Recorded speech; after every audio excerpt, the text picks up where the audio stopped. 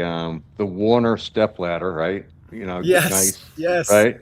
I got and you said you're up in the top two steps at 12 feet. It's a long way down. It's a long way down. I know I'm having trouble getting clips or pictures of the plants now because they've all stretched a foot in the last week or two, and the ones in the 50 gals and the 100 gals are already 8 foot tall. So yeah, I need the step ladder now, like you, Bob.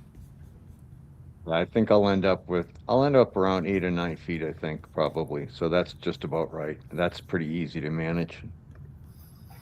Yeah, I think I have to realize when you're doing the bigger pots, like in 20 gals, I can let them grow straight up because I like to see the structure. I'm trying to see what they're doing the first time I grow them. But in the big pots, I think I would have been smarter to do some topping and training to try to get them to be a more easy canopy to get to rather than just letting them go up. Is my problem this year. I think it's just a matter of whether you're growing to see the plant or get the result, Yeah, right? exactly. That's right. Whether you're trying to get the production out of it or just have a good look, right? Here, let me. That's more helpful. What's up, Stinky Flowers? What's up, guys? I love What's everyone's going on? You doing? names. Oh, there he is. Yeah. We got a visual too. And where are you? I'm in Merrimack, Mass. Nice. A fellow Yeah, masshole. I love that's it. right. Bob's neighbor. Nice. Pretty close too. Yep, close by. Yeah, to How, drop how, how my are the summers for you guys? Like, what's your July and August like out there? Temperature and rain typically for your summer? Mm, I This is think it's been pretty good for yeah, it's outside. been For outside, it's been really good. I mean, it's we get a week at 95, but Yeah. we've had enough rain where we don't have to water a whole lot. I can't remember the last time it rained in LA. Can't even Well, remember. honestly, we were supposed to have. They were calling for 3.5 to 5 inches within 2 days. We Holy got two. smokes. We got 2 inches one night, and then nothing. So you never know. That's insane. And it was good because I was playing golf anyways. Yeah, I was going to ask if you've been getting your golf in. So, by the way, Bob, I have a whole bunch of these, growing outside. Is that the Maclaclada? Yeah, The ones I sent you? yeah. Oh man, you're doing much better than I am. I never got them going. They took a long time, huh? They stayed like this big forever, and then in the past like 2 months, they've been going for probably since you sent them, which when I don't even remember when that was. Got to be almost a year. Yeah, but I think I've seen other people post pictures of them. Yeah, they weren't. Is Like it an people have them growing aloe? indoor, and it's It's an an aloe. aloe, but It is. Yeah, yeah. it's It's not supposed to be just a any aloe. special. Yeah, it's not just any aloe. It's supposed to be really special. I got them in Germany. I couldn't find them in the States. But it only takes 3 or 4 years before you could get something out of them. So it's a little different. That's not bad. Yeah, I was watching this guy popping date palm seeds and growing these date palms, and he did it in a time lapse. And it took 550 days for this, date seed to turn into about a 15, 16-inch tall palm tree. It was just a miniature, but that was 550 days. So some trees you got to wait way too long for. How's it going, Scott? Hey, how are you guys? You Good. see it? And then Scott, where are you? I know, but I'm other people right don't. here. I'm in Indiana, Home of the bubblegum. home of the Indiana bubblegum. That's right. There's a lot of people still growing the bubble gum right now. It's still I big out know there. it. I'm digging it.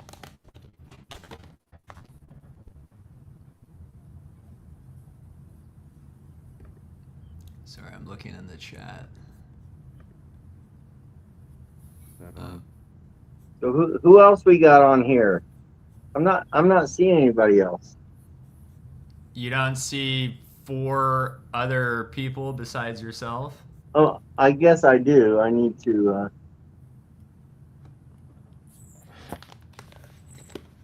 I'm no good at working this either. I can hardly. Oh, there's the comments. Yeah, So on a cell phone, it's a Uh-oh. nightmare. Yeah. Cell phone's a nightmare. Nice. We got Right. viewers from Thailand. Beauty. Yeah, let me see if. In the Front Range. I'll be there Thursday. In Where? Thailand? Thailand. No, the Front Range. Oh, gotcha. Yeah. I was gonna say that'll be exciting. Bring us back something special. I think So- I looked for 5 years to get a tie that didn't harm. It takes a long time.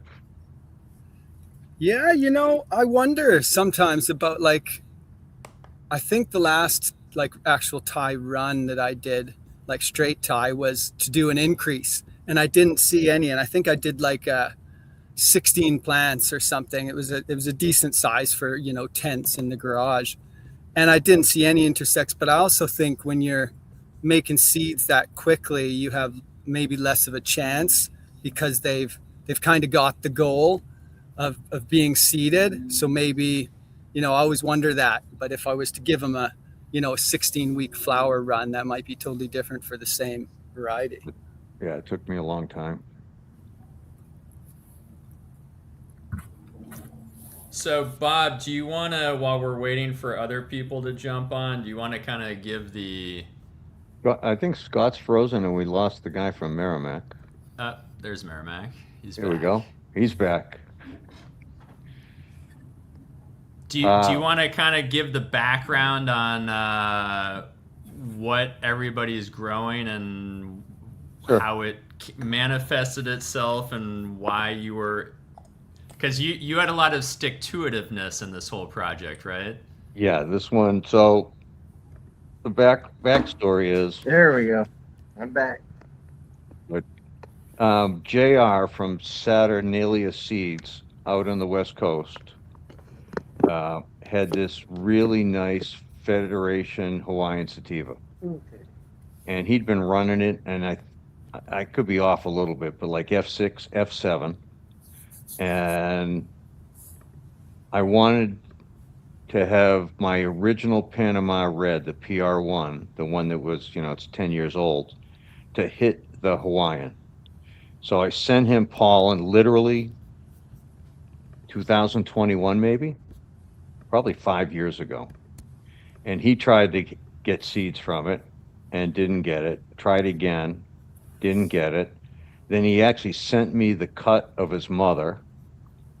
And then I tried it with the Panama Red, the PR1, and I didn't get seeds. And I wanted those two together. So I ended up getting the Federated Hawaiian cut from him in 2023. So a little over probably three and a half years ago, I got that one. But so the top and the bottom, the Panama one, the PR1 and the Panama Red Death, I wanted to get together with the Federation Hawaiian Sativa. And in the end of the day, after like 2 years, he didn't get it together and I didn't get it together. And then all of a sudden I got the chocolate tie, this red stemmed one that came from, the history on that is some old head to Ozark Nation to Dave, AK Bean Brains. Dave and friends ran it either 1 or 2 times. So supposedly, F6 to 8, somewhere in that range. But there was still, for something that was that far along, there's still some decent diversity in them. And that's when I figured I would try to bring the Hawaiian together with the Thai, and then the Panama Red Death with the Thai. And then, because I do this quite a bit, if you look at the pedigree again, what I do is I kind of outcross, and then I bring them back. So I got the chocolate Thai with the Panama Red Death. So I go out on that one, and then I do the same thing with the chocolate Thai with the Hawaiian, go back on that one, and then bring those two back together. And a lot of times, even one layer back, which you can't see, I like a related plant in the ones that I'm outcrossing to, and that's how I can end up getting recessive traits. And I didn't do it in this one, so I don't. My guess is I'm not going to see a ton of recessive traits. What I've done, as I've done in the past, I think they're going to get brought together, and the chocolate Thai is going to bring out some interesting stuff in this combination. So that's, it started literally 5 years ago. What's the first? Oh, so look at the first slide. You mean of the flower of the plants and stuff? Yeah, I numbered them for you. Try to walk through. So if anybody Okay, had, tell me, is this the first one or no? you mean the one that says number 2? Come on, that was funny. No, it's the big bushy one. It should be. There we go. There That you one, go. the number one. Oh, so your number one is actually slide 1, slide 2, 3. Okay. Yeah, exactly. So this is the original Panama Red. So this was PR1. This is probably 10 years ago. That thing's 7 feet tall. And we collected pollen with a full-length mirror. I mean, we could have collected pollen with a shovel. Like, you can't even tell, but if you look at like the midpoint in the plant and then just up, there's no leaves. It's just all flower. Yeah. I mean, the thing was an unbelievable beast. And everything that's hit, and I think I did 10 or 11 crosses with that before I finally let it go. That was with Bag of Oranges, which is being grown, and it's being grown for the last half a dozen years. That did Mac Red, and then Panama Red Death. One of the guys down in Brooklyn, he has regular customers, and it's been a staple for him for at least 5 or 6 years. And I just he asked if he could pass it out to a couple of friends, and I said yes recently. So this was the one. Everything it touches, it adds caryophyllene, so you get some spicy out of it, and it carried through to the Panama Red Death. And the Red Death was Punta Roya and Killer Malawi from Dub Chase out in Seattle, and Will is now running a B&B in Columbia. Actually, Nice. he came up here about a month ago and stopped by, which was kind of cool. So that's the Panama Red Death side. And then the next one, let's go to 2. And part of this, That's 4. That's 4. 1, 2. that one. So part of this is to show people when they're growing the plants the different influence, maybe, right, from the parents. And there's really 3 parents. So if you look in the top left, that I took the clone, I got the cut from JR. I put it in my, I do my cups, and then I put them in those bags. That root mass is 11 days after I put it in the cup, which It's is fast.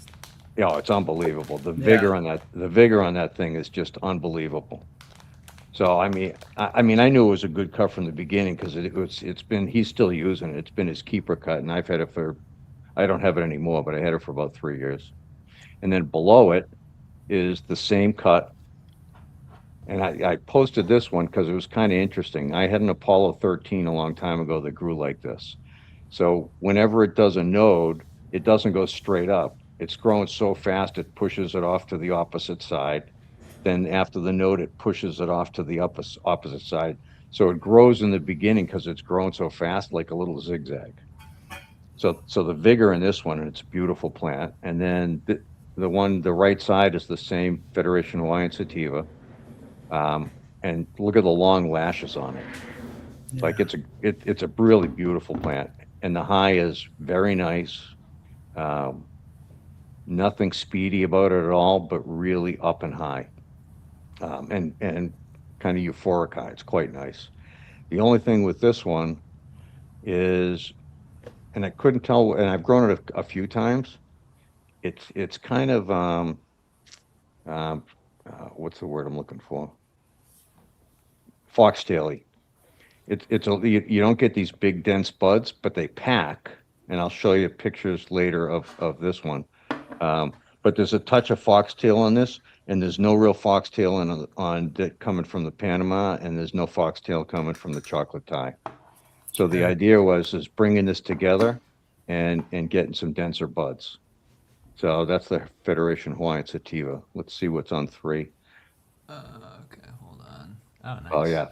So I wanted to show this because people had asked me. So this is when I first started them. And if you look in the middle on T10 or TI10, that stem is deep, deep red. And that's out of probably 15 or 20 seeds. These are the 4 that I had selected, which is why I have the picture of them from back then. Because these are the 4 out of the 20, or I'm assuming it was 20, that had the best root mass as not even a juvie, but a seedling. I want to see what's kicking off right off the bat. So that's probably, I don't know, what do you think, 2 weeks old, 10 days? Yeah, only. Right? I mean, it's pretty young, but I track the root growth all the way through on almost all this stuff. But when I posted this one and I was talking to Dave, Bean Brains, he's like, okay, that's the one that's going to go 16 weeks. So the rest of them go around 12. And he says, when this one gets to 12, it's going to start kicking in and it's going to go solid for the 16 weeks.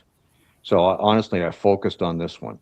The interesting part, I don't think it's going to affect the genetics on the Panawaiian Thai, but I had another one of these males that was no variegation, not red stemmed. We bred it to LA Kush Cake. It's called Thai Berry Kush, and it's in the dispensaries in Massachusetts. Guy's been growing it for a while, and it finishes in under 65 days. And I bred it, and this was the dad, was the same was the brother of one of these. So in the genetics, whether it was the Kush Cake that took over, I took one of these, and we literally had a plant that they were doing at 63 days, I think. Holy smokes. Right. So, but I mean, this one's 16 weeker, and that my guess is on these genetics, we should be probably somewhere between 12 and 16 weeks. Right. That was a question I was going to ask you. What are we looking at? I mean, the Panama Red Death finishes in 90 to 95 days. The Federation Hawaiian Sativa, I took to 103 days. And then the chocolate Thai, I let it go full. I think I took it at 15 weeks. So, but you never know. I mean, you find these recessive things that they come out when you're crossing out and crossing back, and they change up a little bit. But my guess would be we're at 12 to 16 weeks. Yeah, I was planning on a 14 for sure, just because I knew that your Thai Hawaiian, I think I ran 15 to 16. So I was expecting somewhere in there. I think that's amazing that your Red Death is around 95. That's pretty good. Is that the Malawi? Is the Malawi the shorter flowering, I guess, out of those? So Dub did that, and that came from Ace. I'm not sure the time on the Killer Malawi. And I still have he gave me the original Punta Roya seeds that he got when he created that one. But that was just, I think the plant only went 90 days, 95 days on the, and honestly, that plant, I went on his porch with a dozen plants, and I could just walk over. I knew exactly what plant it was. That plant was a great plant. And so let me talk about the red Taiwan. So what's the next slide we got, Peter?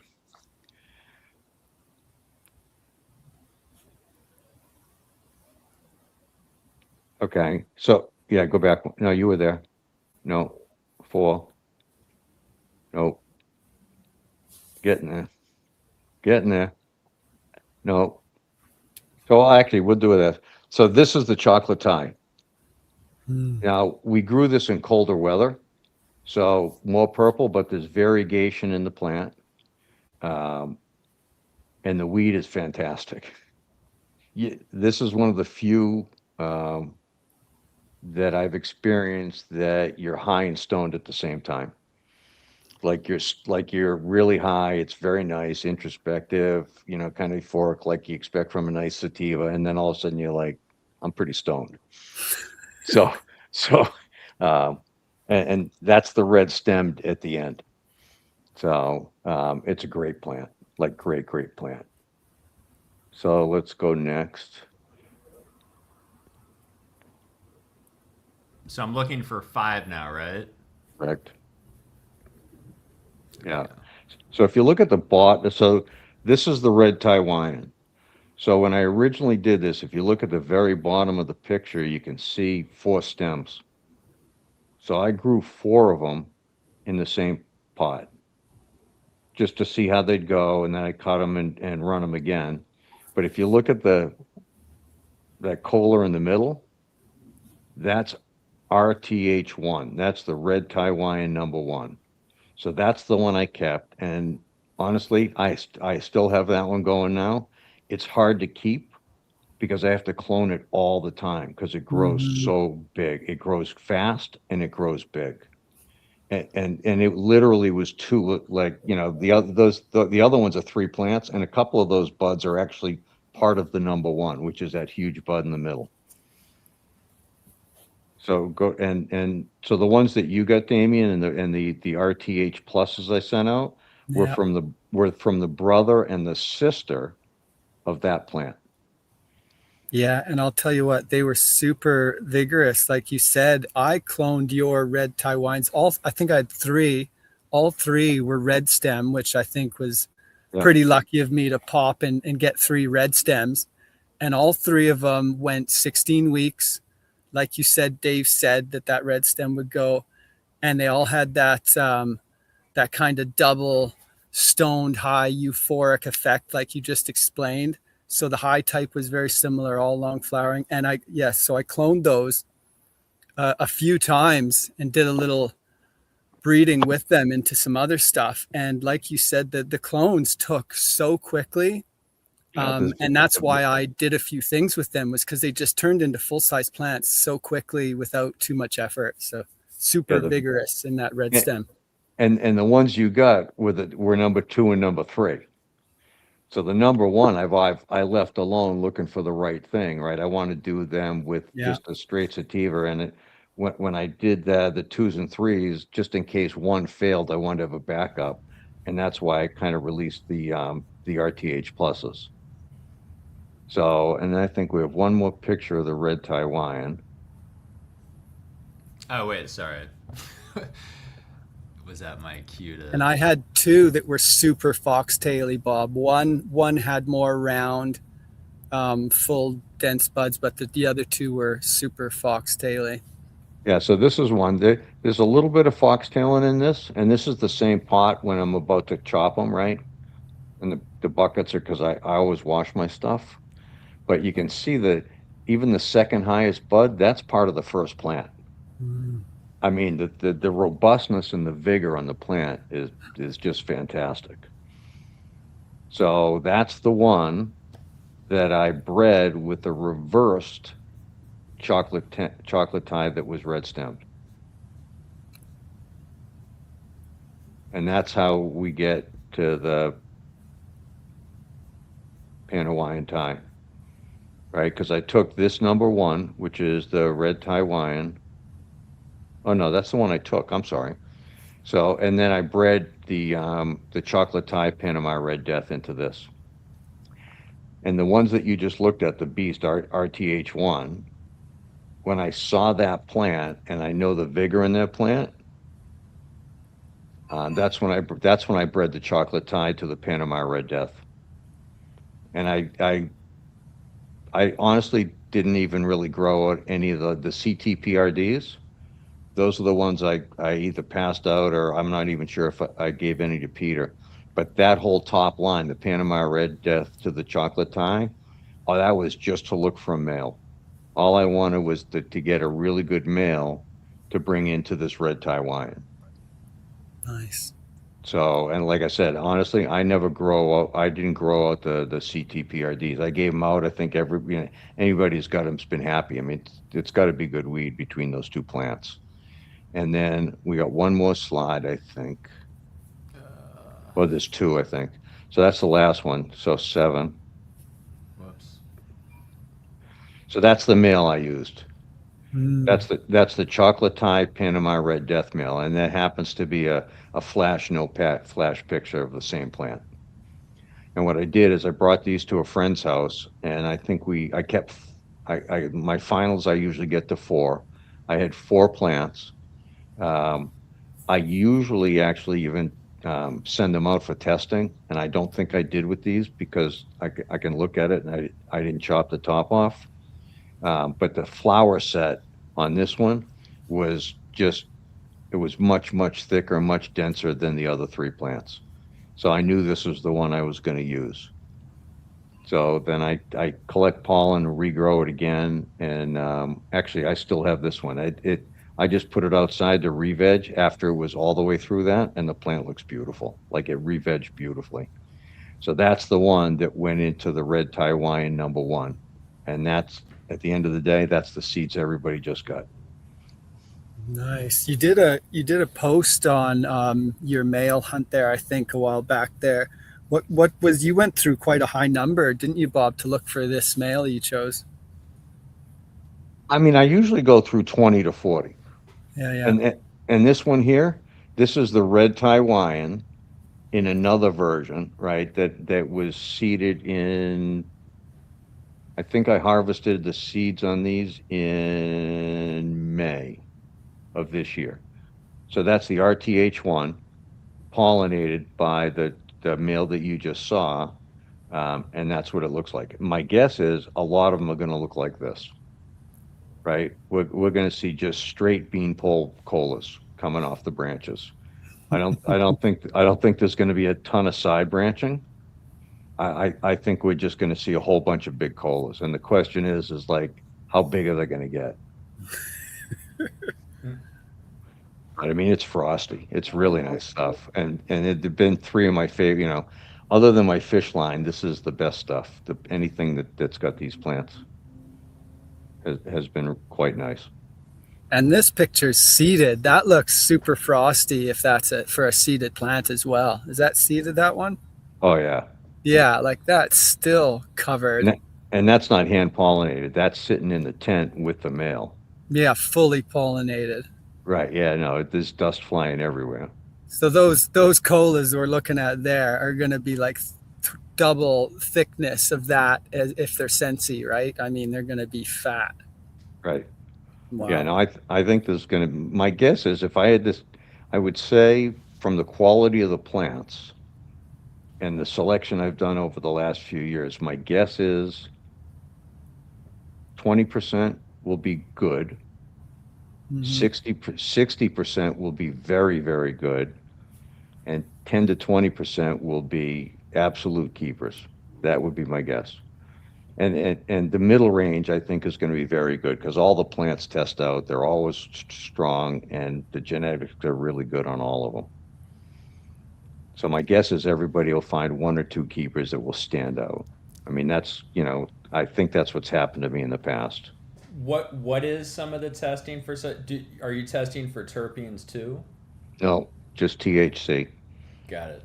So what I do is, if I'm testing the males, because the terps don't mean anything, what I'm looking for is the pathways of the male. So I put them in flower, and then once they start to show, I let them get a few pollen sacs, start to flower a little bit on the males, and then I literally cut off the top of the heads of the males, and I sent them in for cannabinoid testing.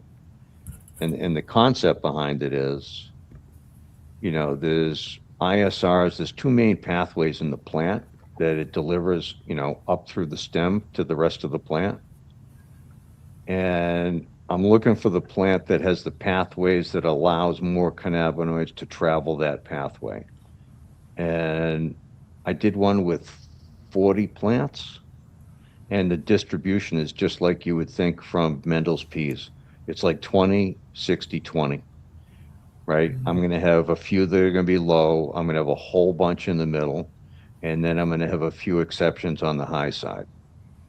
And I'm doing fish piss again after 10 years, and I did the testing on those, and these seeds were 8 years old.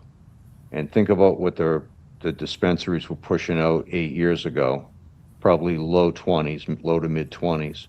4 of those plants came out over 30% from being 8 years old. So I test everything. But I mean, like on this one that you're looking at, it had I get down to the 4 that I like, the structure, and they have to have the best root growth. If the root growth isn't in the top 20%, then I probably don't keep them. And then the ones with the best root growth, then I'm looking for the node structure, and then I'm looking for who puts on the best flower set. And then I test them. And I've been fortunate in the ones that I end up really like tend to be the highest for testing. So at the end of the day, maybe I'm wasting the money on testing, but I do it anyways. I support that. Yeah, didn't we talk about we need Josh to do like a demo of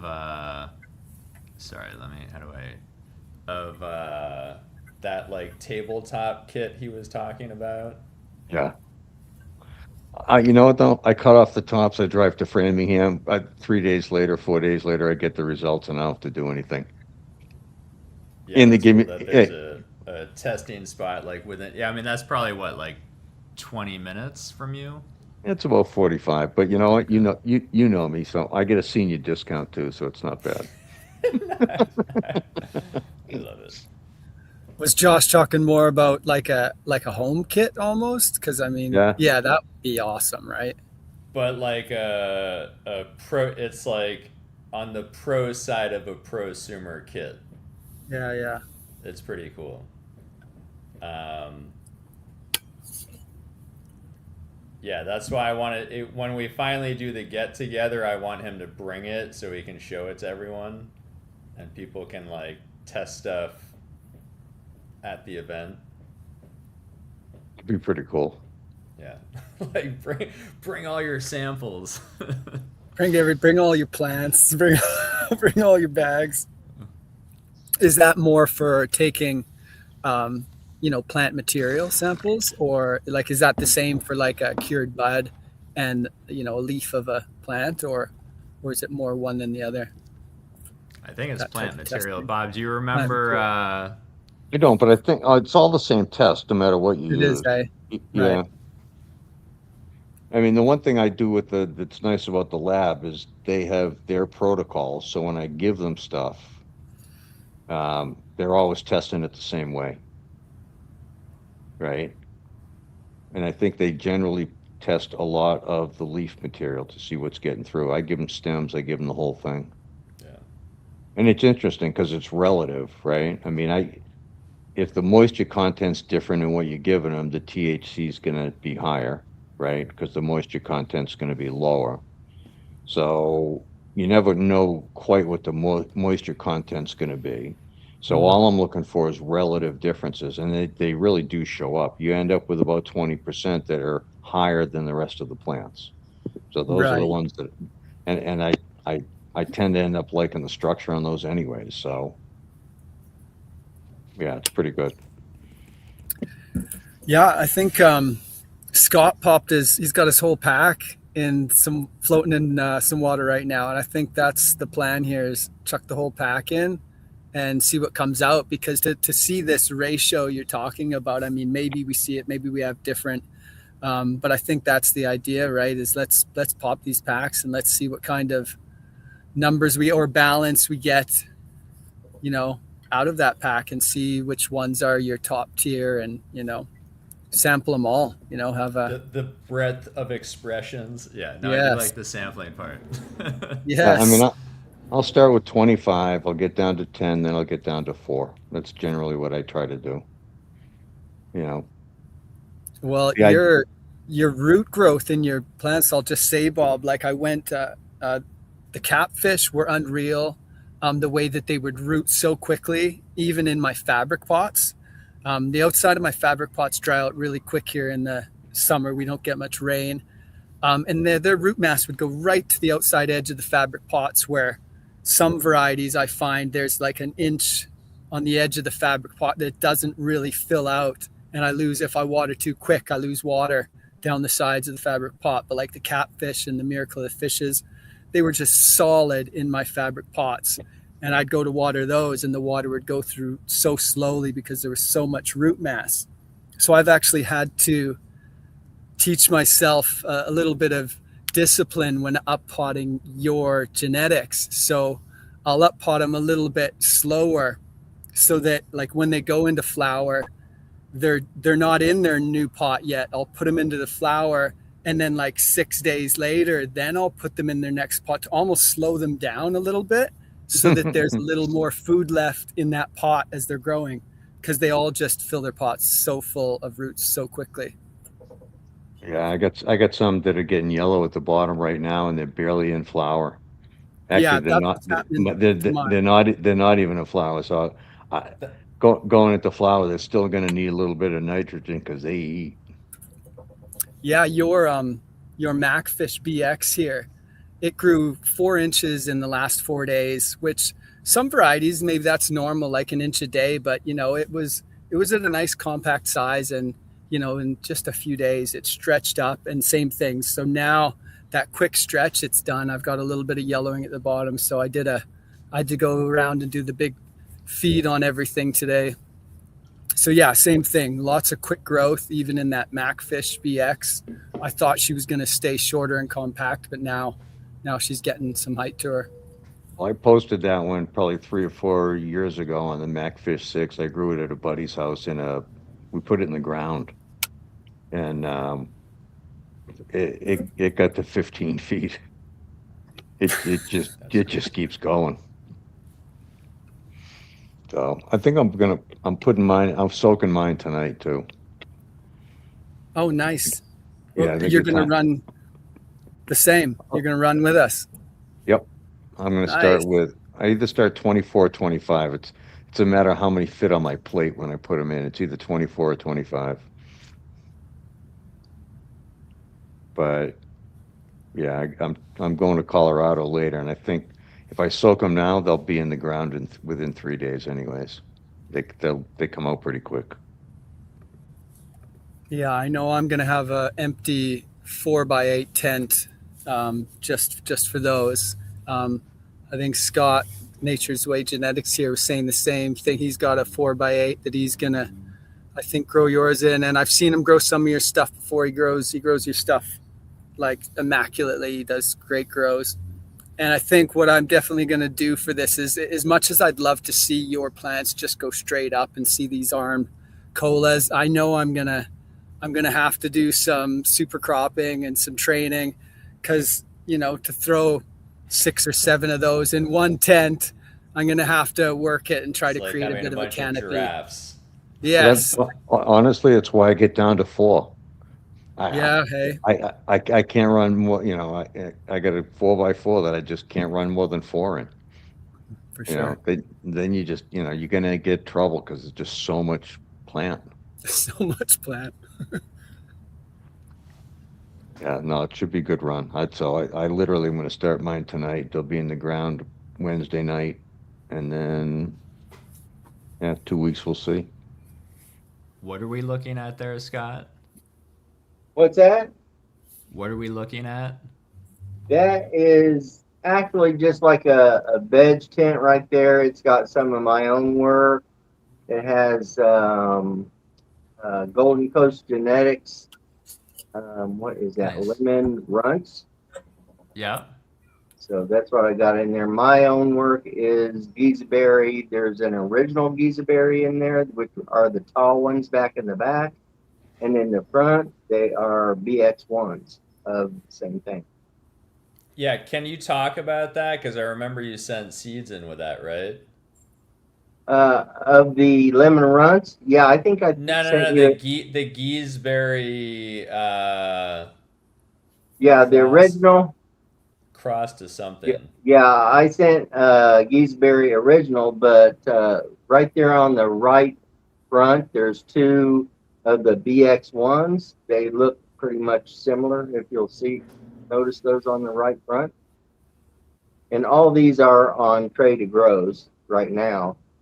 When they are in this stage, that's where what I do. I put everything on a tray to grow because it creates optimal root production on everything. It really doesn't matter what it is. You will get roots out the ass with those traded grows. So that's what I'm doing right there, is just creating root So they're mass just right now. wicking up from the bottom, basically.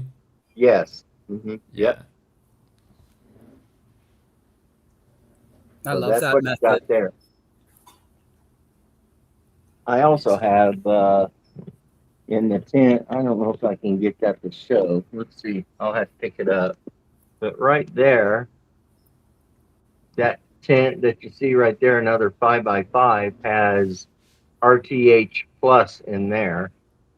So if you guys like to see that, I'll take it Yeah. over and show it to you. Let's mosey on over. All right. Let me get over there.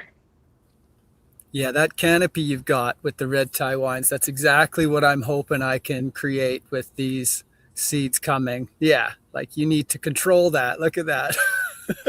It's crazy in there right now. The one that you see that I'm focusing on is the RTH number 5 or number 3, and then I have this one over here that you can see. It's really squat and spreading out crazy. So it's not quite the same as the number 3. The number 3 right there is killing it as far as stacking and starting to fill out. And it's starting to get some frost. I mean, we're only at like day 58, maybe 60 right now. I had to look to see. But that's probably about where we're at right now. So it's And got a Dave- long way to go. Yeah, Damien, how long did yours go? 16 weeks. All the purple red stems, they went 16 weeks. I kept looking because I was hoping to take them down at 14 and a half or 15, and they wanted 16. Cool. Yeah. Right. Yeah. I think it looks like, to me, as you can see, it's not even close. It's still producing white hairs. So it's got a long ways to go before it's going to finish up.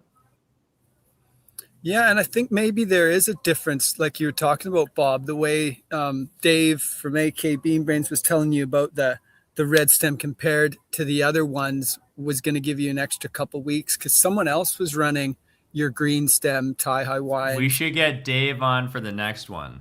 Yeah, I'm right. gonna Talk let's about the remind chocolate ourselves. That'd be cool. But I think someone else was saying that, harvest came down on the green stems maybe around 14.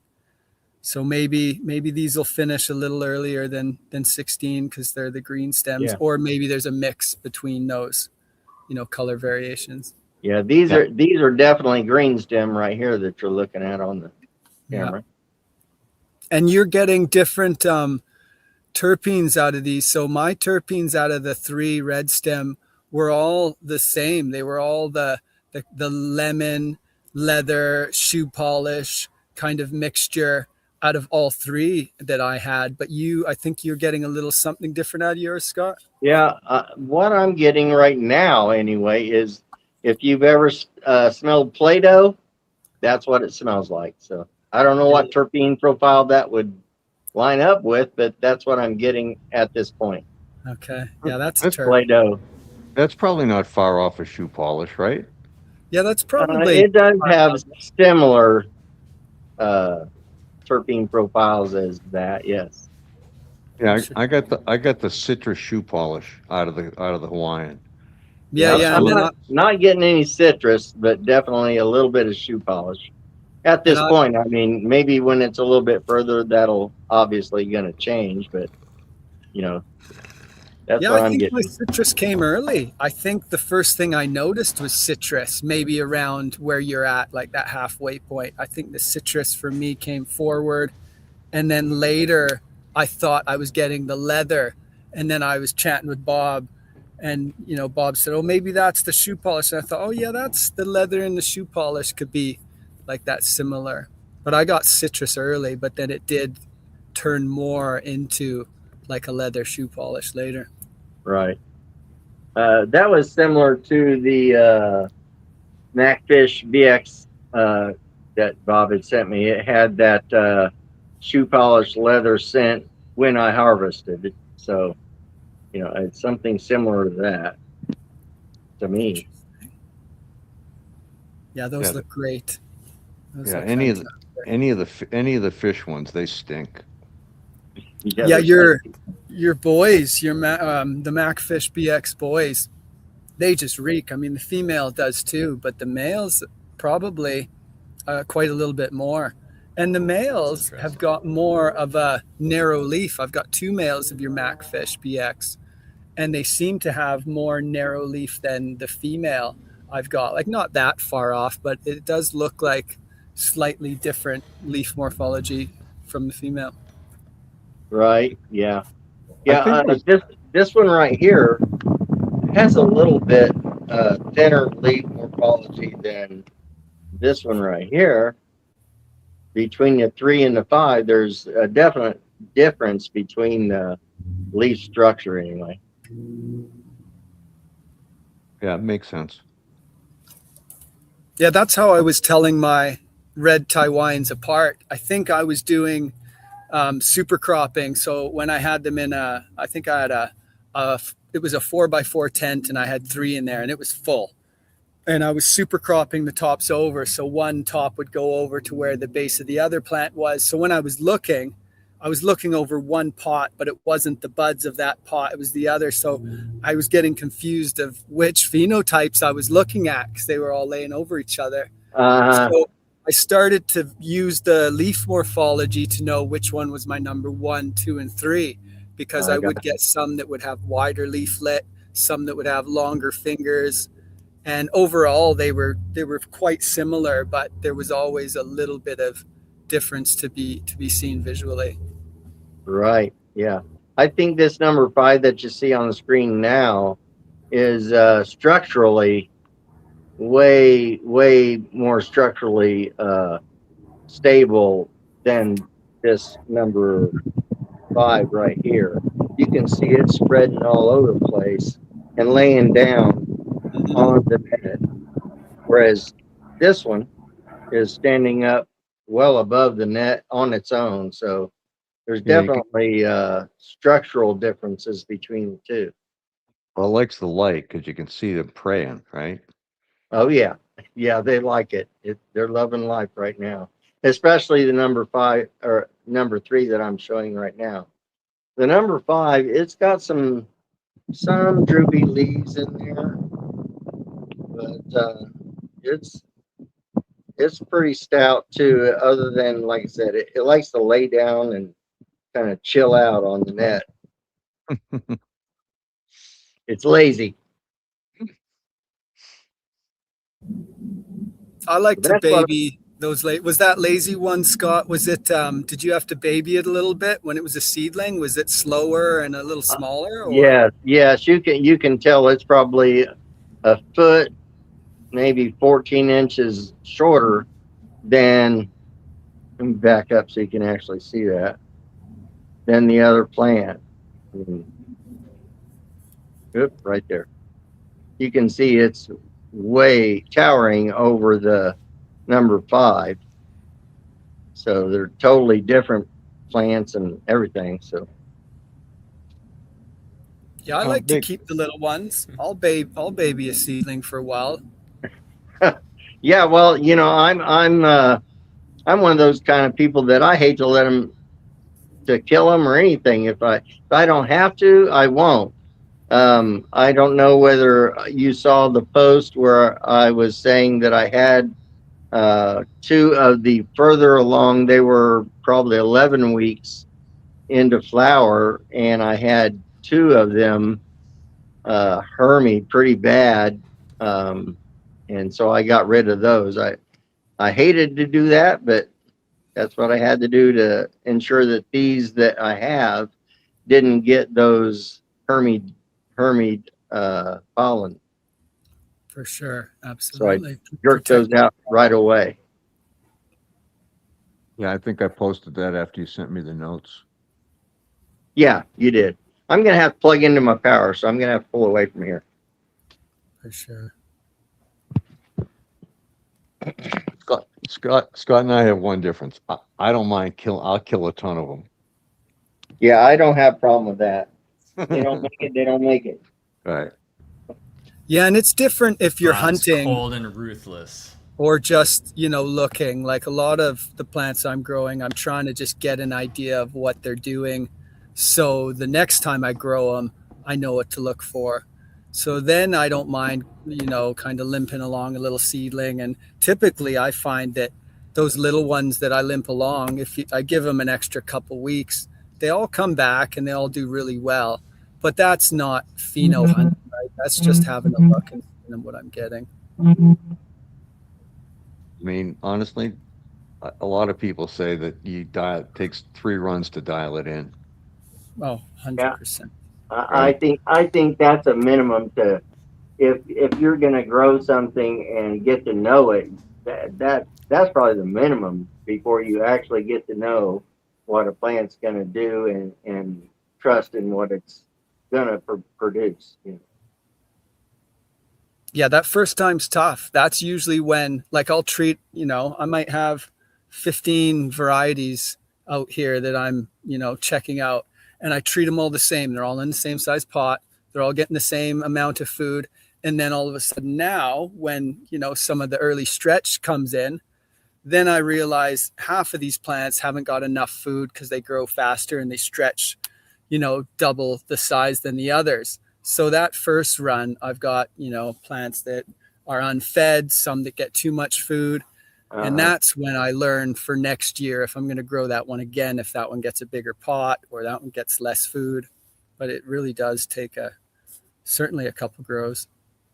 Yeah, for sure. No matter what you're growing, it takes that. I mean, you can't expect to learn in one grow what it's going to take to get it to succeed at its best. So, it takes a while to get to learn what we need to do. Sometimes you got to chop them up. We have this one that I grew with a friend's, and it was a beast, but there were almost no buds. It was like it was all sugar leaves, and the plant was enormous. It was probably, I mean, I might be exaggerating, but 8 by 8. I mean, it was just everywhere. A monster. Yeah, but like there were no real buds. Like if you're used to like an OG or something dense, and you cut off the leaves and you trim down the sugar leaves, there'd be nothing left on the plant. Right. And but the nice part is, I love the effect. Sure. Yeah. So, but I mean, it looks like hell, right? I mean, and you're almost smoking the leaves, but like if you put it in the grinder, the whole bottom of the grinder is filled with trichomes. Right. So I'm growing it again right now. What I did this year, and this one's in my yard, I let it grow, and I've got, I think, maybe 6 primary colas, and I just keep shaving off the bottom, and I cut off any of the side branches, and I'm gonna have 6 colas, maybe 7 colas, and that's it. And see if I can actually get it to bud up, or I'm gonna end up getting the same thing. And it's too early in the season to know what I'm gonna get. But the way I'm trying it this time is just get it to concentrate that growth in fewer areas, and hopefully it improves. And if it doesn't, I'm still getting a bunch of flower that I like anyway, so it's not a terrible thing. Right on. Yeah, the good head stash doesn't have to be pretty. Some of my favorite jars that I go to have got really ugly buds in there. You can't post your pics of those. I mean, you can, but people just get on you. They're just like, "What is that trash?" And it's like, actually, that's my best jar. But Right, that's Right. the best stuff. Yeah. yeah, Doesn't look impressive that it'll knock you on your ass, right? that's right. Yeah. Well, that for me, that's Catfish 11. I'm growing that thing right now. I love Oh, I was cat. gonna I'm ask out. about that. I have none. Oh, that's Actually, I still probably have half ounce or half pound of that stuff. Nice. When I I try to get the plant to get pretty large, and a lot of people like to flower early and just get little plants, but I'm not that way. I like to get as much as I can get out of a tent, I'm So- with you, but my catfish jars are almost. I think 11 is gone. I have a little 18 left, but the the one that Yeah. strikes me. I want Yeah. to smoke your 11 and see how it relates to 11 all is the the ones that closest to Bird true Colombian had. I've seen. You know what? I think the exact same thing. Through all the genetics, it's the Colombian that comes right through. Yeah, it definitely stands out tall and proud for sure. And the high is just Terpenoline heavy. right.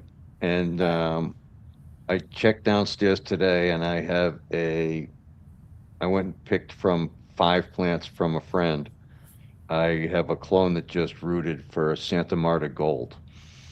So that may end up tickling the catfish along the way, just to even bring it up even more. But that catfish 11, just so nice for me. What Get was you that think- structure like out of the seed plant on that 11? Were you getting the taller structure or the wider? Taller. Okay. Taller. I'm more for wider. I'm more of the. I like to spread it out and get the tops to be pretty even, like you've seen on the number 3 RTH. That's not what I would typically like to see. I like to see where my canopy is pretty level. That way I don't have to worry about the top of my plant being at 1200 pp FD and the bottom being at like 300 or 400. I don't like that. So I like to try to get everything up to be at the same or relevantly the same ppfd. So that's why you always see my plants. I'm always topping them or super cropping them to try to keep that canopy at the same level to maximize the ppfd on the actual colas themselves. Yeah, that's definitely the best way to get the most out of your plants and the most out of that, Yeah, I mean, genetics that it wants to show you for sure.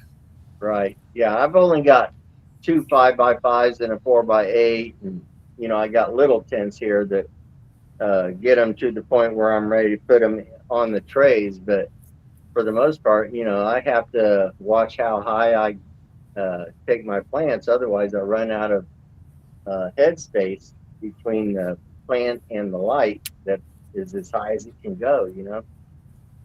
Yeah, my- I'll be following you. My guess is we'll be doing a lot of trimming, a lot of bending. Yeah. Yeah. So, Damon, you asked about catfish. I literally went out this afternoon, and I'm replenishing my supply for 11 and 18. And I found 7 fully mature seeds on my catfish 11 because it was, and I do this. Let's put it, I won't say it's completely intentional, but I don't avoid the situation. When I was doing the run in May for the Mother of the Fishes, Miracle of the Fishes. Miracle. Yeah. Yeah, when I did the Miracle of the Fishes and I was doing the male selection, I left the plants inside before I put them outside. So I'm 90% sure that it's the pollen from the Miracle of the Fishes, which is catfish number 11 was the dad. I'm sorry, was the mom, right? Nice. So what I have is I have 7 catfish 11 BXs. Yeah, And you if- got BXs there. Oh, Nice. yeah. You got some And if- DXs of that? That'd be interesting. And they're fully mature. And I would have started them now had I not do these Panawaiians, right? Sure. But I'll be running those and praying. I hope they're all males because then I could go back to the catfish 11 again. I was going to say, what females are you going to have growing with them when you pop those seeds? But definitely you'll have that catfish going with them. I will definitely have that going. But Nice. it's a little larfier, right? The 11 for me, like 18 is dense. And 18, when I tested them, 18 tests a little stronger. So if you need a number at the dispensary, 18, and I think the effect's similar, but it's just the terpenoline one on 11. Yeah, Scott just said Sorry, the same what was thing. the 18 So for the- terps? Was the yeah? Myrcene. Okay, yeah. And Yeah, I that's tested. That's a secondary on catfish is myrcene. Right, 'Cause but on I the had- on the 18, so I think I did 13, 15, 11, 13, 15, 18 with my final four. And 11, 13, and no, 13, 15, and 18 had no terpinolene in the top 10 terps. Like Right. bare, I mean, not even, just, I think on one of them it didn't have any. And then 11 is, 50% of the terpenes, or, I'm exaggerating, maybe 30, whatever. It was a big, big number, was terpinolene, and there was barely any myrcene in it. So the Yeah. big difference between the other three. The interesting one was number 15, which I still have a little, which actually came through with over 1% of CBC, Huh. which is pretty rare. So you usually don't get more than 0.25% on any strain that's got high CBC, which is, it's non-psycho, but it's an interesting terp. Yeah. and know, it does something in there. Supposed to be good for nerve damage. So I've kept a couple, and when I ran the fish pisses, I found one again over which is where all the stuff originated from. That was 1.25 on the CBC. So it's interesting. That's cool. And I'm the still playing with a 15, couple. what was Yeah. the terp on the 15? Was that your myrcene or terpinolene? The only terpinolene out of the four that I ended Okay. up with, the only one that was terpinolene was the 11. Yeah. That's interesting. Okay, because I only grew 2 catfish, And you got them and both? I got both. I got a terpinolene and I got a myrcene. The terpinolene was tall and the myrcene was shorter and wide. So I guess, it looks to be that those phenotypes you might be able to tell visually earlier on. I mean, I'm just guessing, but maybe the talls are terpinolene and the widers are your myrcene. And did you get a little bit better bud structure on the 18? On my myrcene, absolutely, yeah. So they were golf ball buds, and then Right. the taller, my terpinolene pheno was smaller buds, yeah, taller plant, smaller buds. And the effect, I think that the terpinolene pheno for me was more mind expanding, where the myrcene, which might make sense. I mean, typically myrcene, people say it'll give you more of that relaxing type vibe, and it Yeah. felt more centered, whereas the terpinolene pheno was super mind opening for me. Yeah, honestly, like when I smoked the 11, I think I told you this before, it brings you to a meta level, like metacognition. You actually think about how you think, which is pretty rare.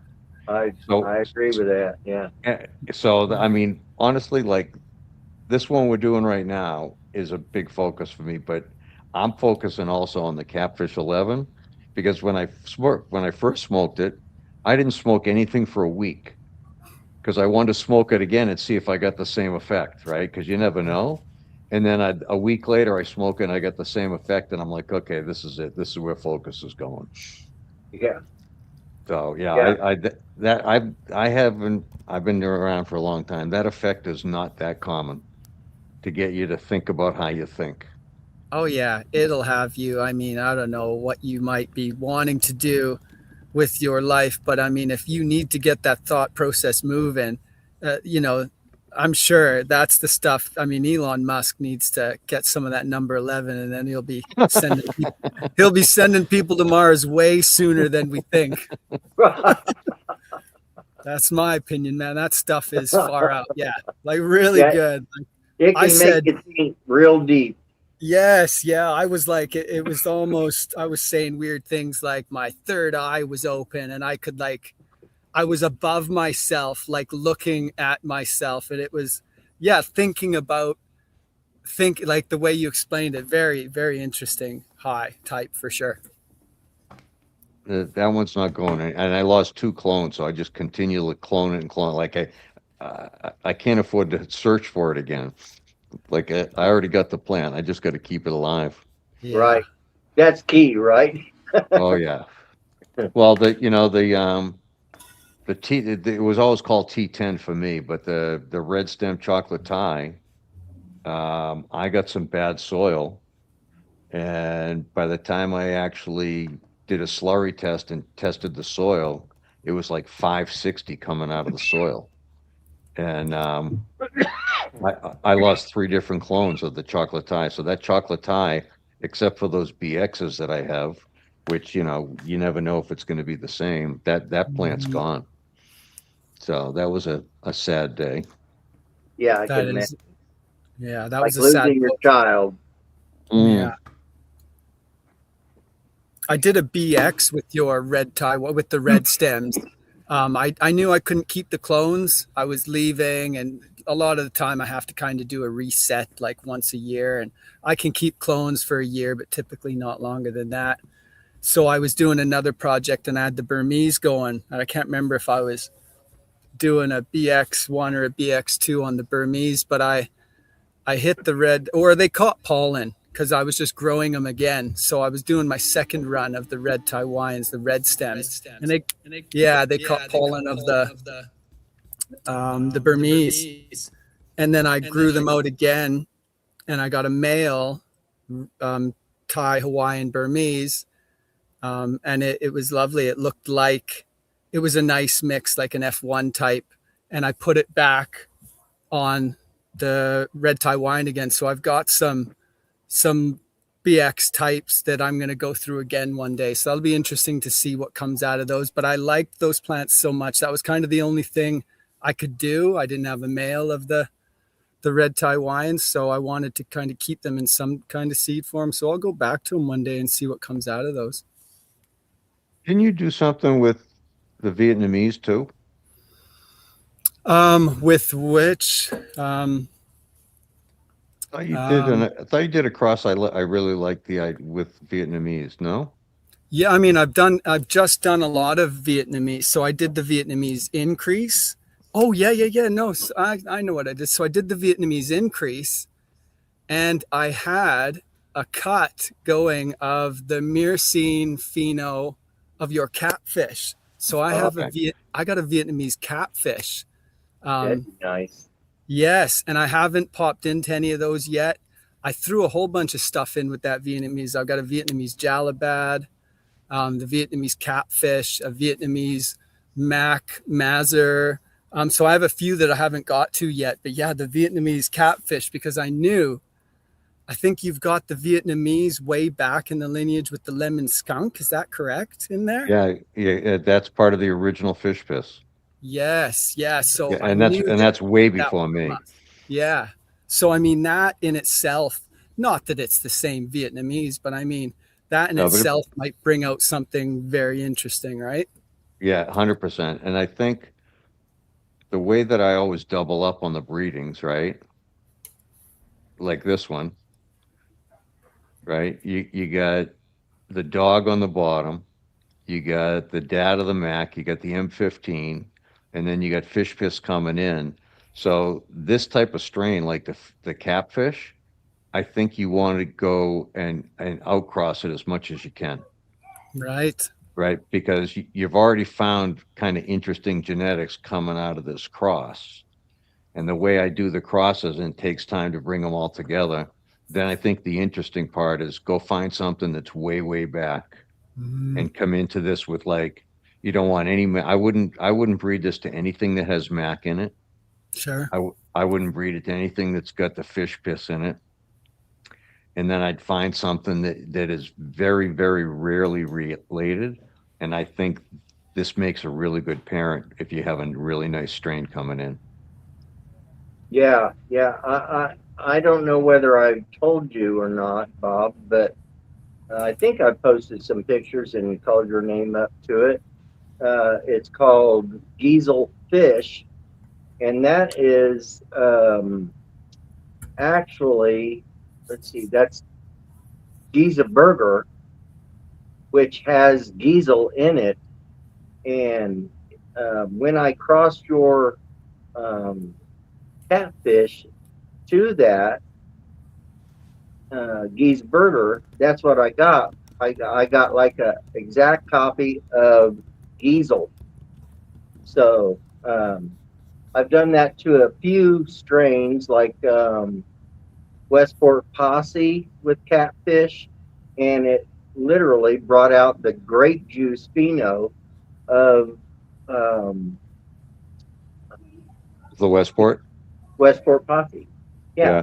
So I think I- that it has that, seems to have that characteristic of bringing things out that were in past lineages. So that's why I started testing that, to see if that's what was happening. And I've done it, like I said, I mixed at least 3 different strains with Cool. catfish, and got a strain from earlier history out of it. So I it's pretty interesting that it does that. Yeah, I think the way you set up the breeding, you know, you can do it by getting to F4 or F5, but if you bring a certain, because they're almost like, they're not quite IBLs because the stuff's mixed up a little bit, Right. but you're getting so many parents that are coming together that you get the recessive traits, then you breed it one more time, and then, you know, I mean, just like the catfish, right? You get this straight terpinolene one, and then you get this other one that's just myrcene with no terpinolene in it. And I think they're both good for breeding. It's just you go outside of that strain and bring something in to hit it, and then watch what happens. I think it tends to be pretty good. Yeah.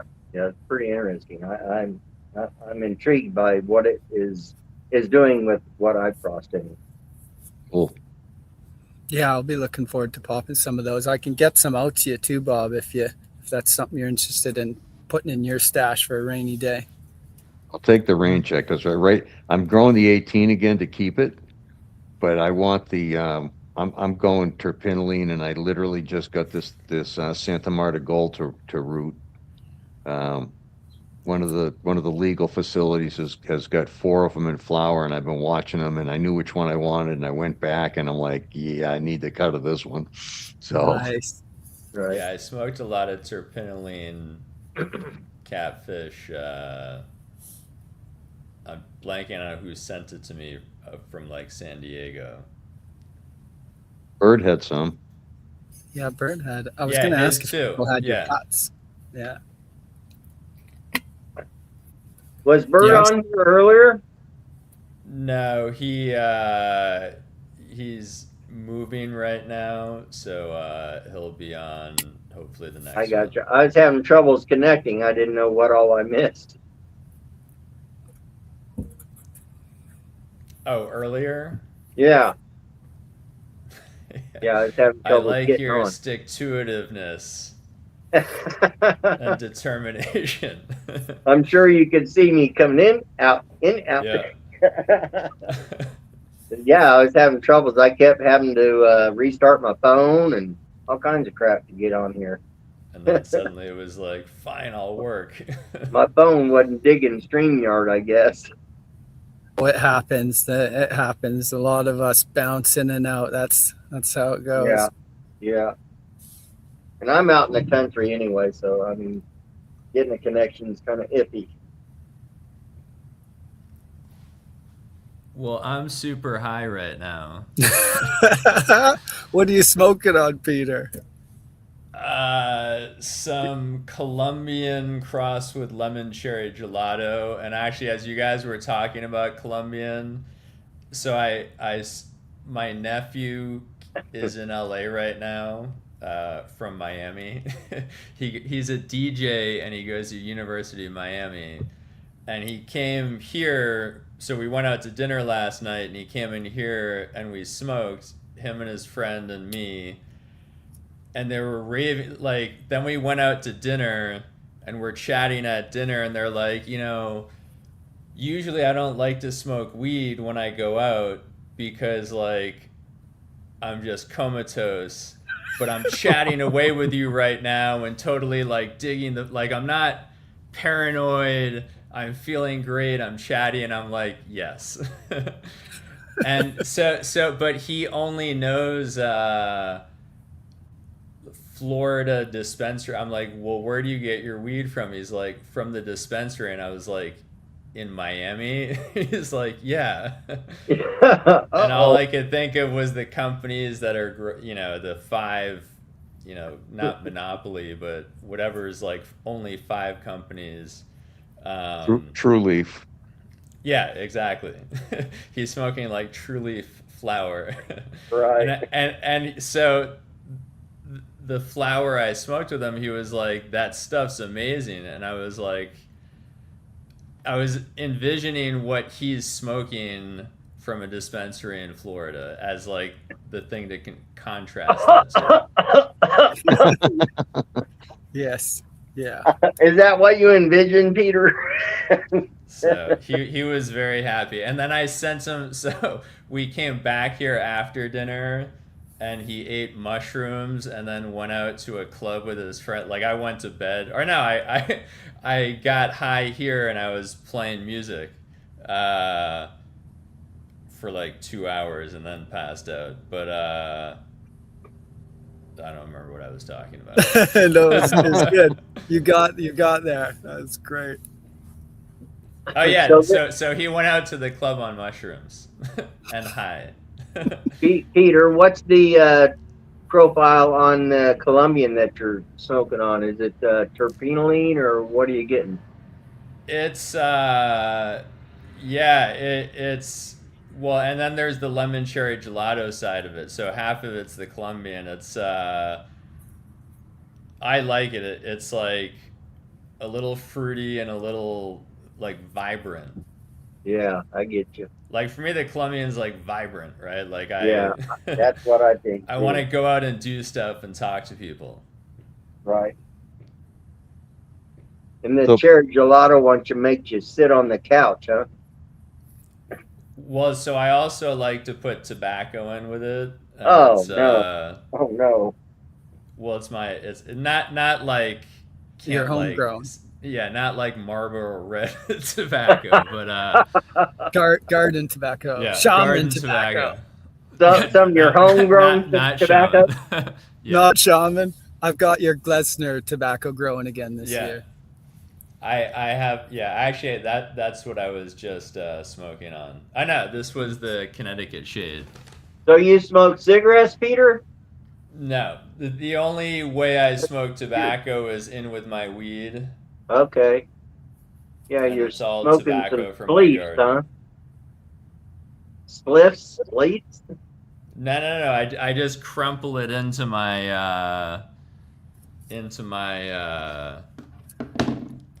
You got a pipe, you got a bong? like in here.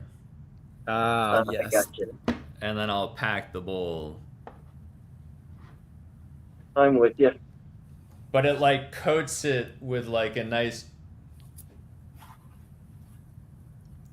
it's like the combination of the tobacco and what it does, it amplifies what the weed does, if that makes sense. Yeah? So I'll get like I'll smoke it without putting tobacco in it, so I kind of know it. But then when I mix tobacco in, it like pushes me into like, you'll get these like hits of flavor and be like, whoa. And it doesn't always happen, but like, I don't know, it amplifies things for me in a good way. I'll have to try It's a good combination. They pair well together.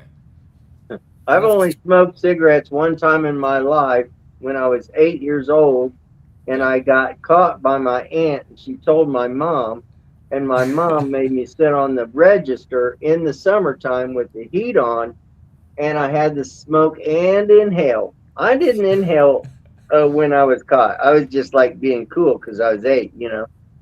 So I don't smoke and then you ever. threw up all I have over the never place. smoked since then.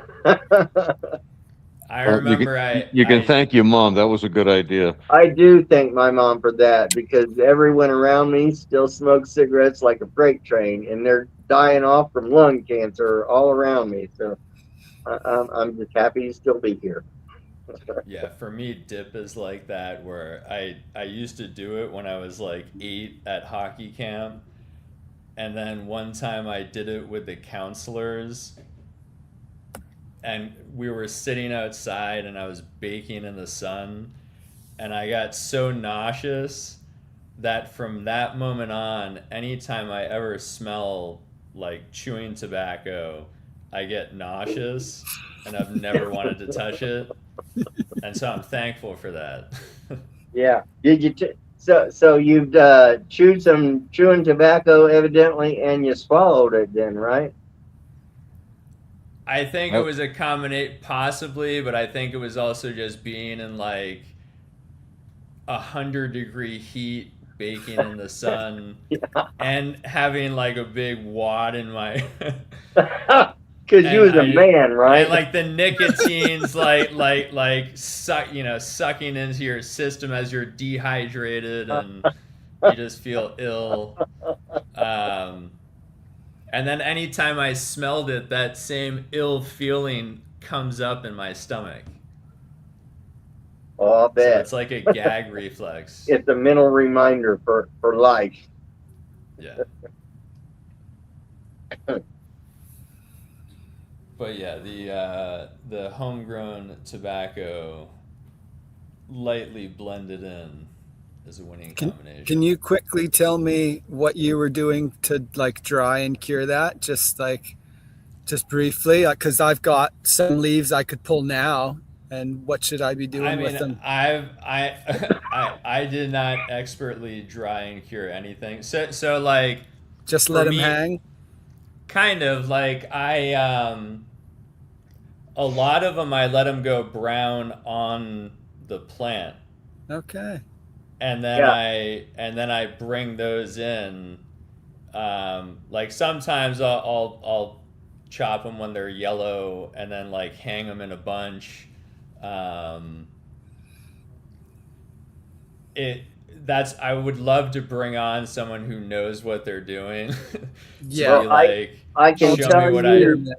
I'm not going to say I know what I'm doing, but I will tell you, I lived in Kentucky for probably 7 years, and tobacco was pretty prevalent from private growers just growing their own stuff. And all of them just hung it up literally in bundles in their barn to face whatever nature provided in the barn. You know, they're special barns, like they weren't closed-sided or anything. They had spaces between them so that the barn would breathe. But you know, Kentucky faces some pretty good humidity and pretty good heat, and so that's how they're drying and curing in Kentucky. So I'm going to say that they probably know what they're doing there. Yeah, that's kind of how I did it, like in a shed, where I just bunch them up and just let them do their thing. I'll just let it happen, and we'll. Yeah. And it's good enough. Like I'm like, it could definitely be much better, but it's still like good. Like I enjoy. Yeah, and it's for personal use too, right? It's not, Yeah. I will say that there in Kentucky, they are harvesting in fall, so the temperatures aren't real hot. But in Kentucky in the fall, it's 80, 85 for quite some time. So. They're drying in that kind of temperature and high humidity. It's also like some types of tobacco are supposed to be like flue cured versus air cured versus like. Yeah, I wouldn't know about that, but. Because I've seen people kind of like build these high heat humidity like fridges. Or that size. Yeah. Like a humidor for cigars is around 68, 70 degrees. So, it's pretty humid even after it's cured and you're just storing your cigars. It's pretty hot. I have them in Grove bags with the Bovida cigar humidity packs, which are much higher humidity than. And I wouldn't use humidity packs with weed, but I would do it with the tobacco. Okay, that's interesting. I like the Bovedas with my weed, but that I keep it long term. Like, and some of my jars are gallon jars, and I like to throw 62% Boveda in there, and I do too. I mean, I don't Yeah. like I don't always not or do, but Yeah, like yeah. with the tobacco, I'm definitely like it has. I forget what the humidity is. Hold on. That's one thing I've never done is stored or cured anything in a jar. I've okay. Yeah, I've always used grow bags, or literally my basement is like the ultimate storage for weed. It's 64 degrees and about 62% humidity, so it's like Nice. perfect. Yeah, that's perfect. Yeah. I got some that I'm breaking out the end of this month that's 6 years old. Oh wow. Wow, that's impressive. It's I've it's got some probably 3 years old. It's pretty Wait, dangerous what? stuff. Tobacco? no, some weed. So it's actually Oh. gold. It's golden goat. Oh It's about 6 years old, and I vacuum pack it and yes. then put it in the cedar closet, and then forget about This it. is 69%. And then what happens is, I don't know how it happens, but all the chlorophyll goes away. The bud Mm. turns almost completely gold, Mm-hmm. right? So there's no green. when you're storing, are you is there access to light then? No. Inside a shoebox, in a cedar closet, and sealed, vacuum sealed. The reason So I that, was asking is because here in my basement, if I like hang it here close to my tents and the tent's open, I can get pretty much anything to turn gold. Even your Macfish BX1, I've got gold buds of that. yeah, no, this is completely sealed, and it Uh-huh, gets no light at all. And uh-huh. I see. I think you That's that's weird. lose somewhere between like 10 and 20% of potency over five Mm. years, because I've done it with a few, and but you can't cough. It's so smooth, it's unbelievable. Yeah, I could imagine the smoothness And the would be right on terps lock point. in when you vacuum pack. I practiced the vacuum pack to test it out with one of my favorites. And I don't know if I made it 3 years. I made it 2 and a bit maybe. But when I opened it, a couple years later, the exact same terpenes came out that when I put them in, about a 2 or 3 month cure before I vacuum packed it. And those terps were locked in for 2 years in a vacuum seal. That's a Yeah, good secret to keep things as they were at the time you put it in there. Really, is vacuum packing I thing. I got some good advice at the Emerald Cup years ago, that I don't do it all the time, but the advice was great. That if you're storing your weed, do it in the little jars. Do it in the little 4-ounce jars, right? Because every time you open up the quarts or the gallons, you're changing it, and it changes. He goes, keep them in the small jars, and when you open one, you've only opened one, and none of the others affected. And it makes perfect sense. And I generally don't do it, but on a couple occasions, I'll put them in small ones to keep them for a long time. Yeah, that's a That, good tip right I there. use the yeah, that'd be hard for me to do. Typically, whenever what's the thing a that five by sucks the five, air out of it? Yeah. a 5x5 I gets have one of two those. pounds, so there's no way I could put my weed in a quart jar. There's no way. I'd need Well, another basement. But yeah, I have a embarrassingly amount of surplus. Yeah, my wife's making me go to IKEA to buy myself a storage cabinet because I've got too many jars in the basement and they're taking up all the floor space in like the only spare room we've got. So now I'm being forced to get a cabinet to put all my Right. jars My in. wife has literally had me take my plants that are hanging out to the brush fire and burn them.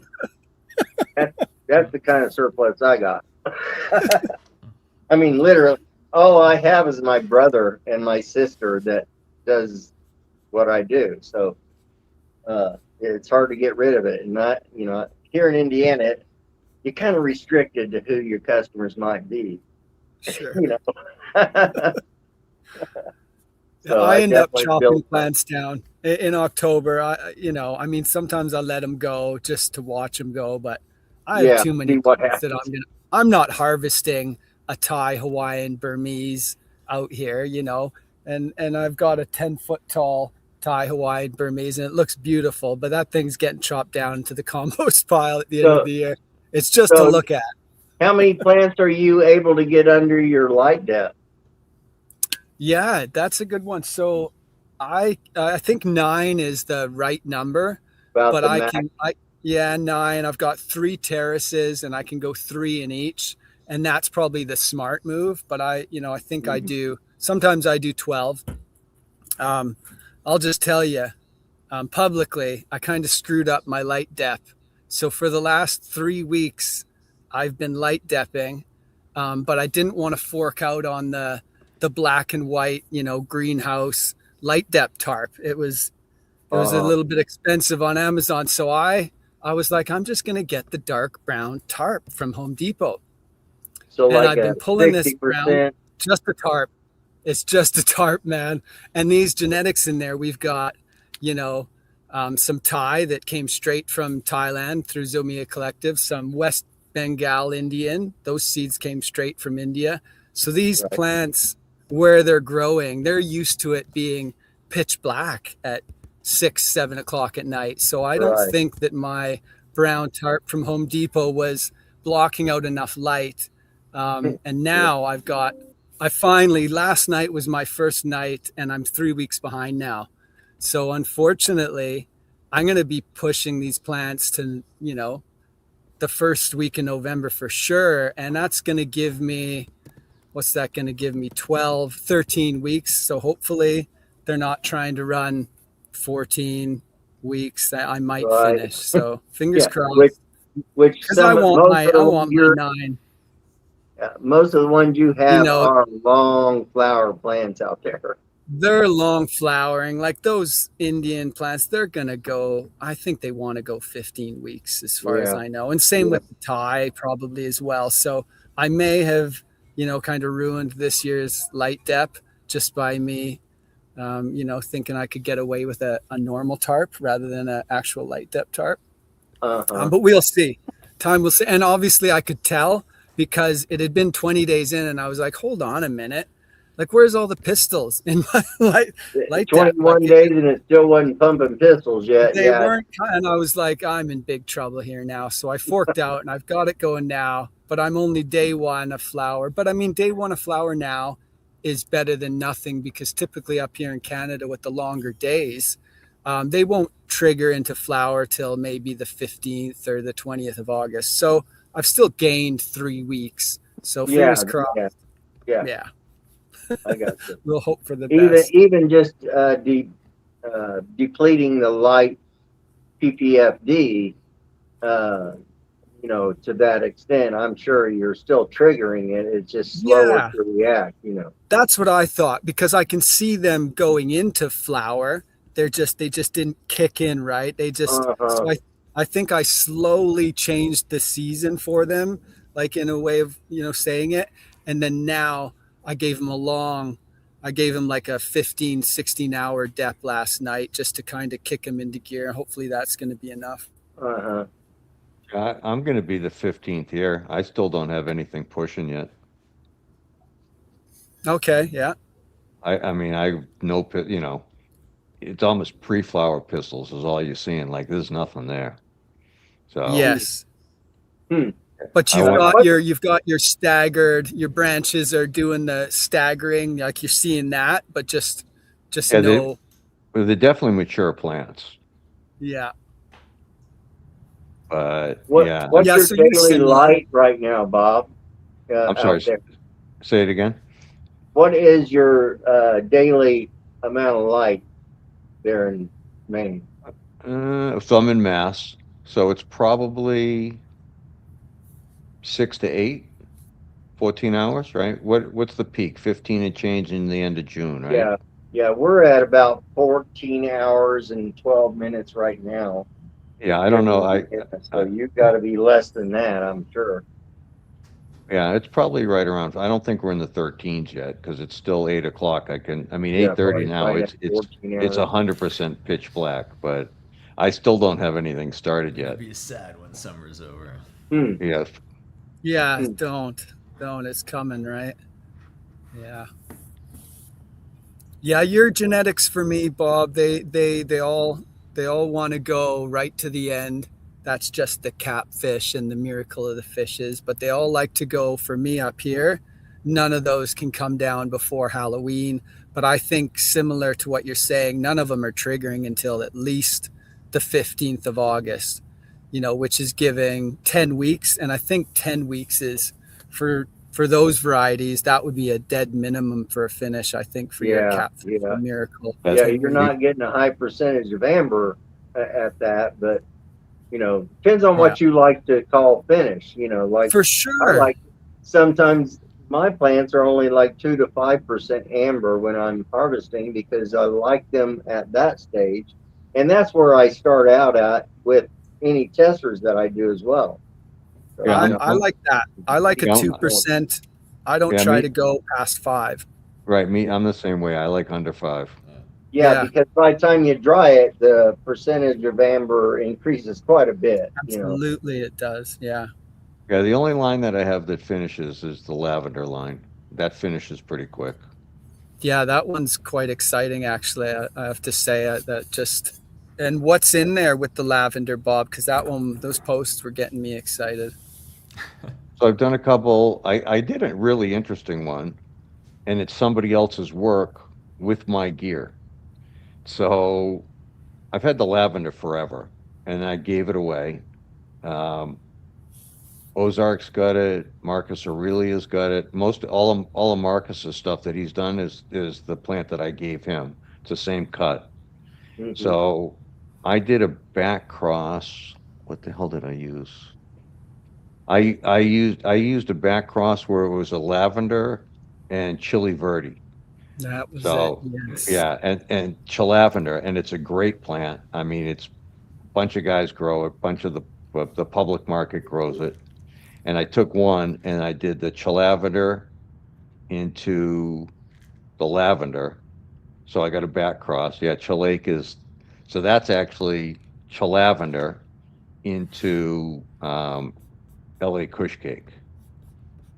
Uh-huh. And Okay. that thing finishes. And then Marcus took some sour strawberry, maybe. I'm not 100% of what he used. And he made a back cross. And then there's a guy in the city here, Berry Seeds, who he's been in the game for 20 years. He took a bunch of mine and a bunch of Marcus's, bought the 2 packs, and then did an open pollination. So I don't know, and I'm not naming it because I didn't do it. So I just call it lavender back cross because it's two Uh-huh. different back crosses together.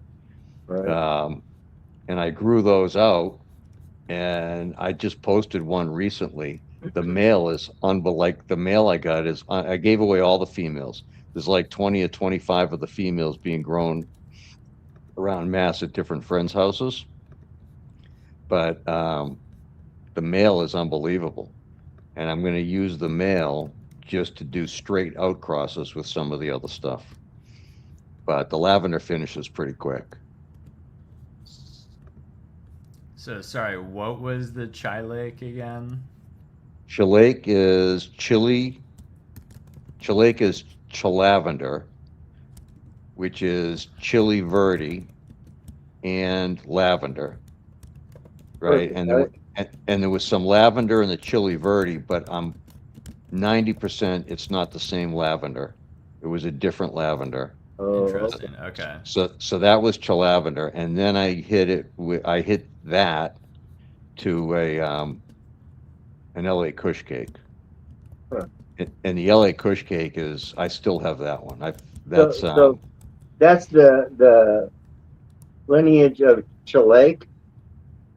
Yep. Chilake is chilav. It's chili verde male into lavender, which created chilavender. But it wasn't the lavender that is your lavender. Yeah, it is. Well, Yes, it Oh. is. It's the one from Somer. I got it from NorCal 10 years ago, whatever it is. Okay. So it's Soma's lavender, and I hit that with a male I found from Eric's stuff, which is the Chili Verde. So that's Chilavender, and then I grew out Chilavender for a couple of years, and then took a nice male from the Chilavender and hit L.A. Kush Cake. So then it became Chilake. So that's what Chilake is. Oh, okay. I got you how it got there. And everybody, You sent me some seeds of that. I haven't been able to pop them yet, but hearing it's about the lineages, maybe I'll put them in some soil real soon. right, and it's honestly, it reduces stress. Like if you have any anxiety, it's almost like watermarking. It just kind of washes away from your body. But I don't have any anxiety.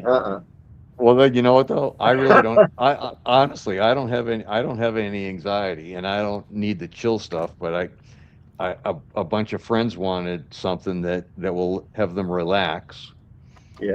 And, No, and I was me, being sarcastic. yeah, no, I'm not though. I actually did it for other people, and I can relax pretty easily. I don't need any help relaxing. Yeah. I'm going the other way. I don't even mind That's getting like wide. Getting actually, Peter, I sent you some super lemon goats again. Yep, And that's actually what I was just told in. and you know what? That is 100% opposite of lavender. Huh. Like if you smoke that at night, you are not going to bed. That's And daytime stuff then, huh? not only daytime. If you smoke too much, you're gonna get paranoid. Uh-oh. I can't do that. Right. I've got anxiety issues, truly. I mean, really bad. Yeah. No, then you don't want to grow the super lemon goat because that will put you on edge. Yeah. I like that high. Some of your stuff does that to me anyway, but I've been able to cope with it anyway. Yeah, most of my stuff's pretty for the sativas, considering the lineage. Never get that paranoid kind of wiry stuff from any of that sativa stuff. Not even your catfish is The that way, Cuban- really. I mean, it has a tendency to, I think it would depend on how far you take it. I usually I was taking your There he is. catfish the first time was 10 weeks and then 12 weeks the second time. So Oh, that's a good one. That's the Cuban Black Haze Times Panama Red. times the picture that we first showed. That's the Yeah. PR1. I've got that pack too. I was wondering if I should pop a couple of those with these. You're gonna support that. you're gonna get that. That's the same Cuban Black Haze that got released, I think, in 2018 or 19 when it first came out. that's And- one and- thing I have troubles doing is popping just one or two seeds. If I get a pack of something, it's like I just almost want to just dump it in. I That's have a the similar lucky, yeah. problem to you, Scott. I have a problem with popping seeds myself. I mean, You I don't, might say I'm addicted. yeah, I don't pop less than 20. Yeah, I've learned to pop more. Like if you really want to look into something, it really does help to get a good number going, and then you have a higher rate of being able to find that keeper cut. If you're only Yeah, popping a couple, yeah. you might not find it, and then you might not want to pop them again so soon. But if you get a good number going, you're going to find the one you want to keep, and you're going to get your Yeah. keeper. Yeah, I think 15 for me is pretty good number for my grow situation and the sense that I have. Yeah, that's a good one 15, too. Because you can narrow that down pretty quickly to But 5 this to is 6 easily. this real is quick. different than Booper, right? Yeah. Yeah. So Booper, I only had S1s, but the Panama Orange is actually, the two girls came from Indiana. They came from Cecil Crabtree, right? So Kurt Have was you going. heard from him recently, Uh, by the way? you know what? He reached out to me 2 weeks ago, and I forgot to call him back.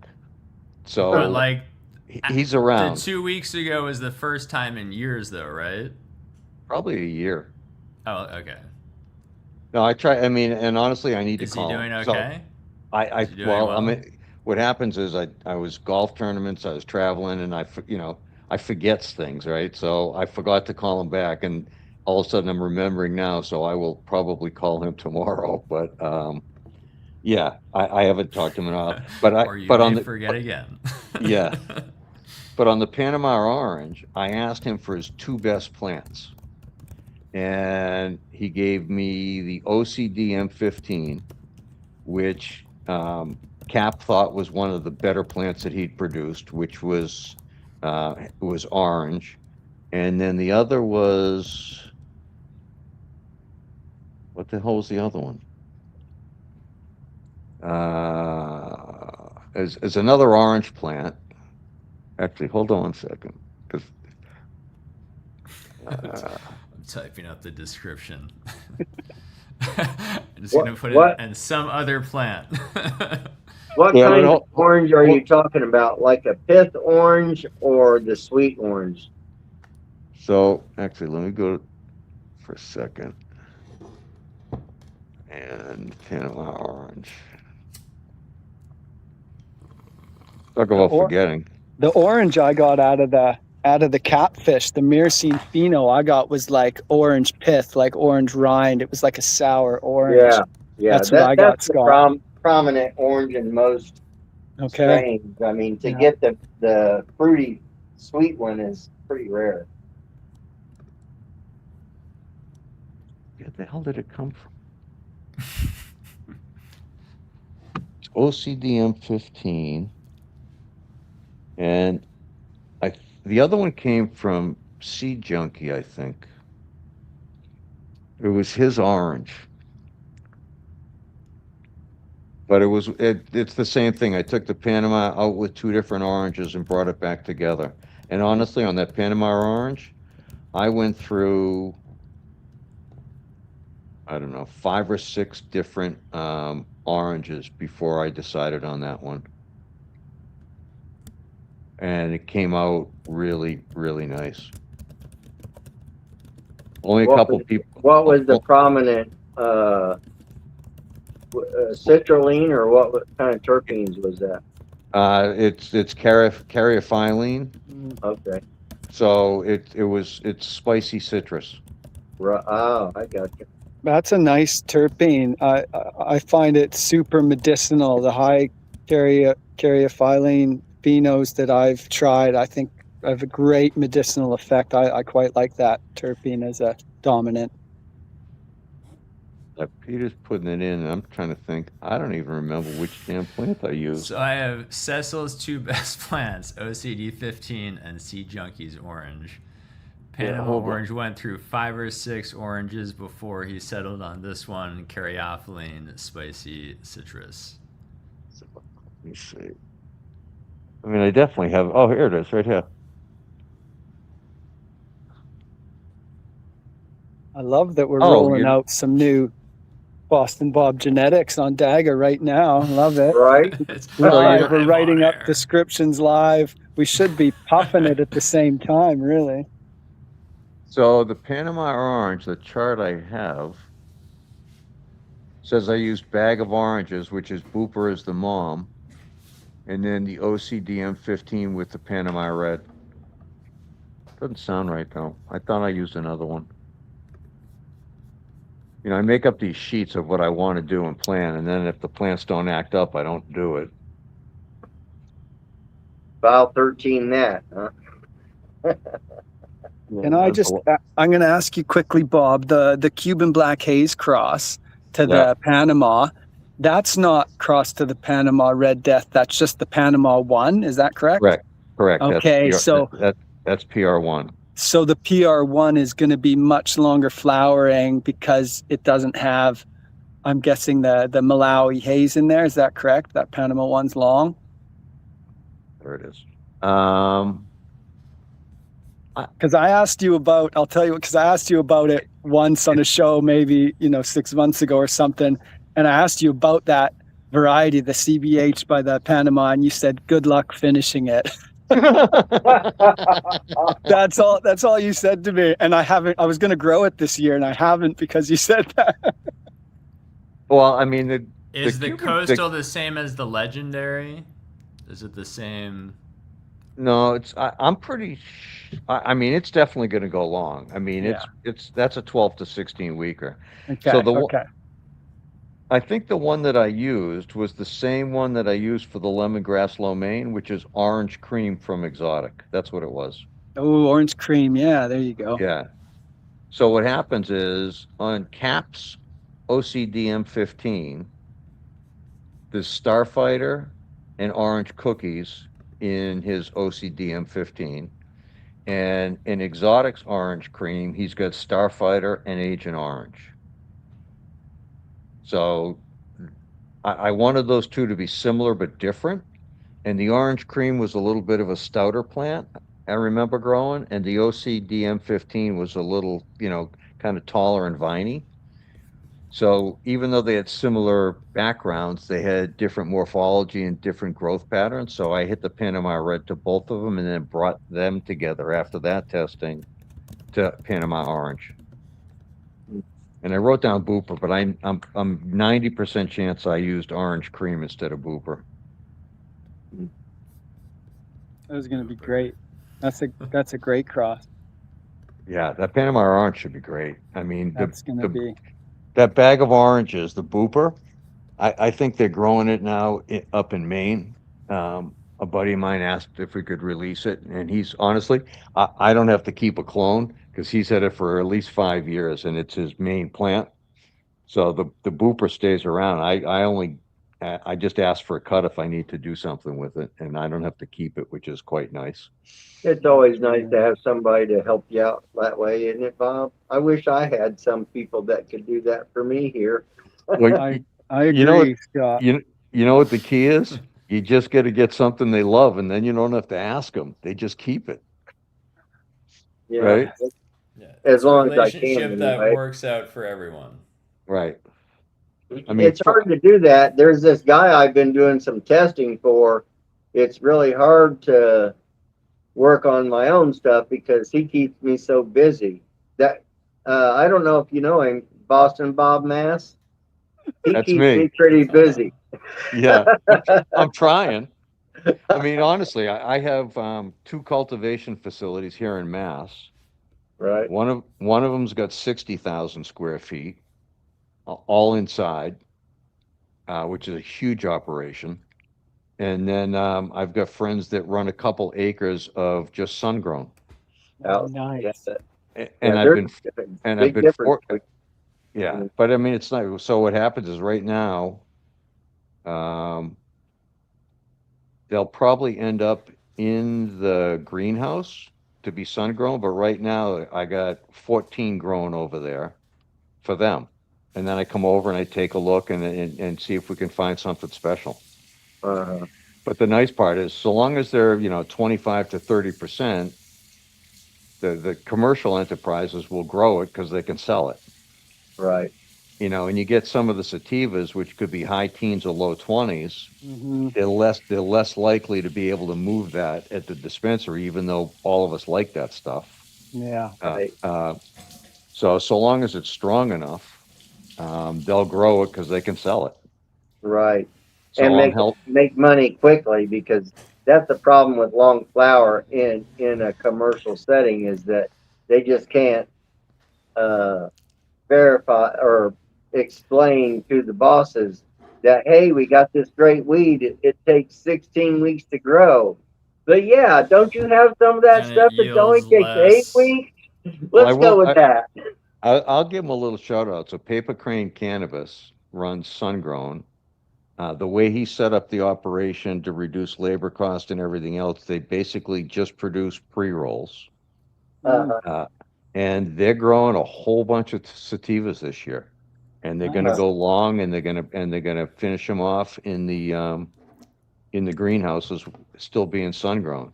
So they're committed to putting out really It's the new good. energy sports drink. Yeah, I mean, Oh, The long flowering joint as you get your aerobics yeah. in. Yeah, I mean, it's important. it is. There's not much out there, and I don't know many people doing it, and they're doing it. And you know what? They don't have anybody to answer to because they own the operation, so they're Yeah. doing what they Well, it's want to like do. Budulero, right? In Yeah, that's what California. I was just getting ready to mention was about Budulero. What do you think about that guy? Oh, I love it. Does he I do the love same it. thing? He's got all those pearl Yeah. phenos Yeah, running. Yeah. yeah, yeah, bold genetics and stuff like that. I was trying to explain this to my nephew last night where I was like, all right, first of all, the weed you're getting from that Florida dispensary Yeah. is grown by some like very not top tier facilities. And and then what they're growing, what they're picking to grow is stuff that checks all these boxes of like fast flowering, like it's like the Okay. big meaty, turkey breast, So, fast so like it, and so like it's not like in the dispensaries in Florida he's getting the option of like long flowering, great. So when he smoked this, he was like, I'm super chatty, like I'm ready to go out, like I fucking love this stuff. And then like an hour and a half later, he's like, and I'm still high and doing like Yes. totally chatty in like a restaurant bar scene. that's the the kind way. of stuff we search for right there.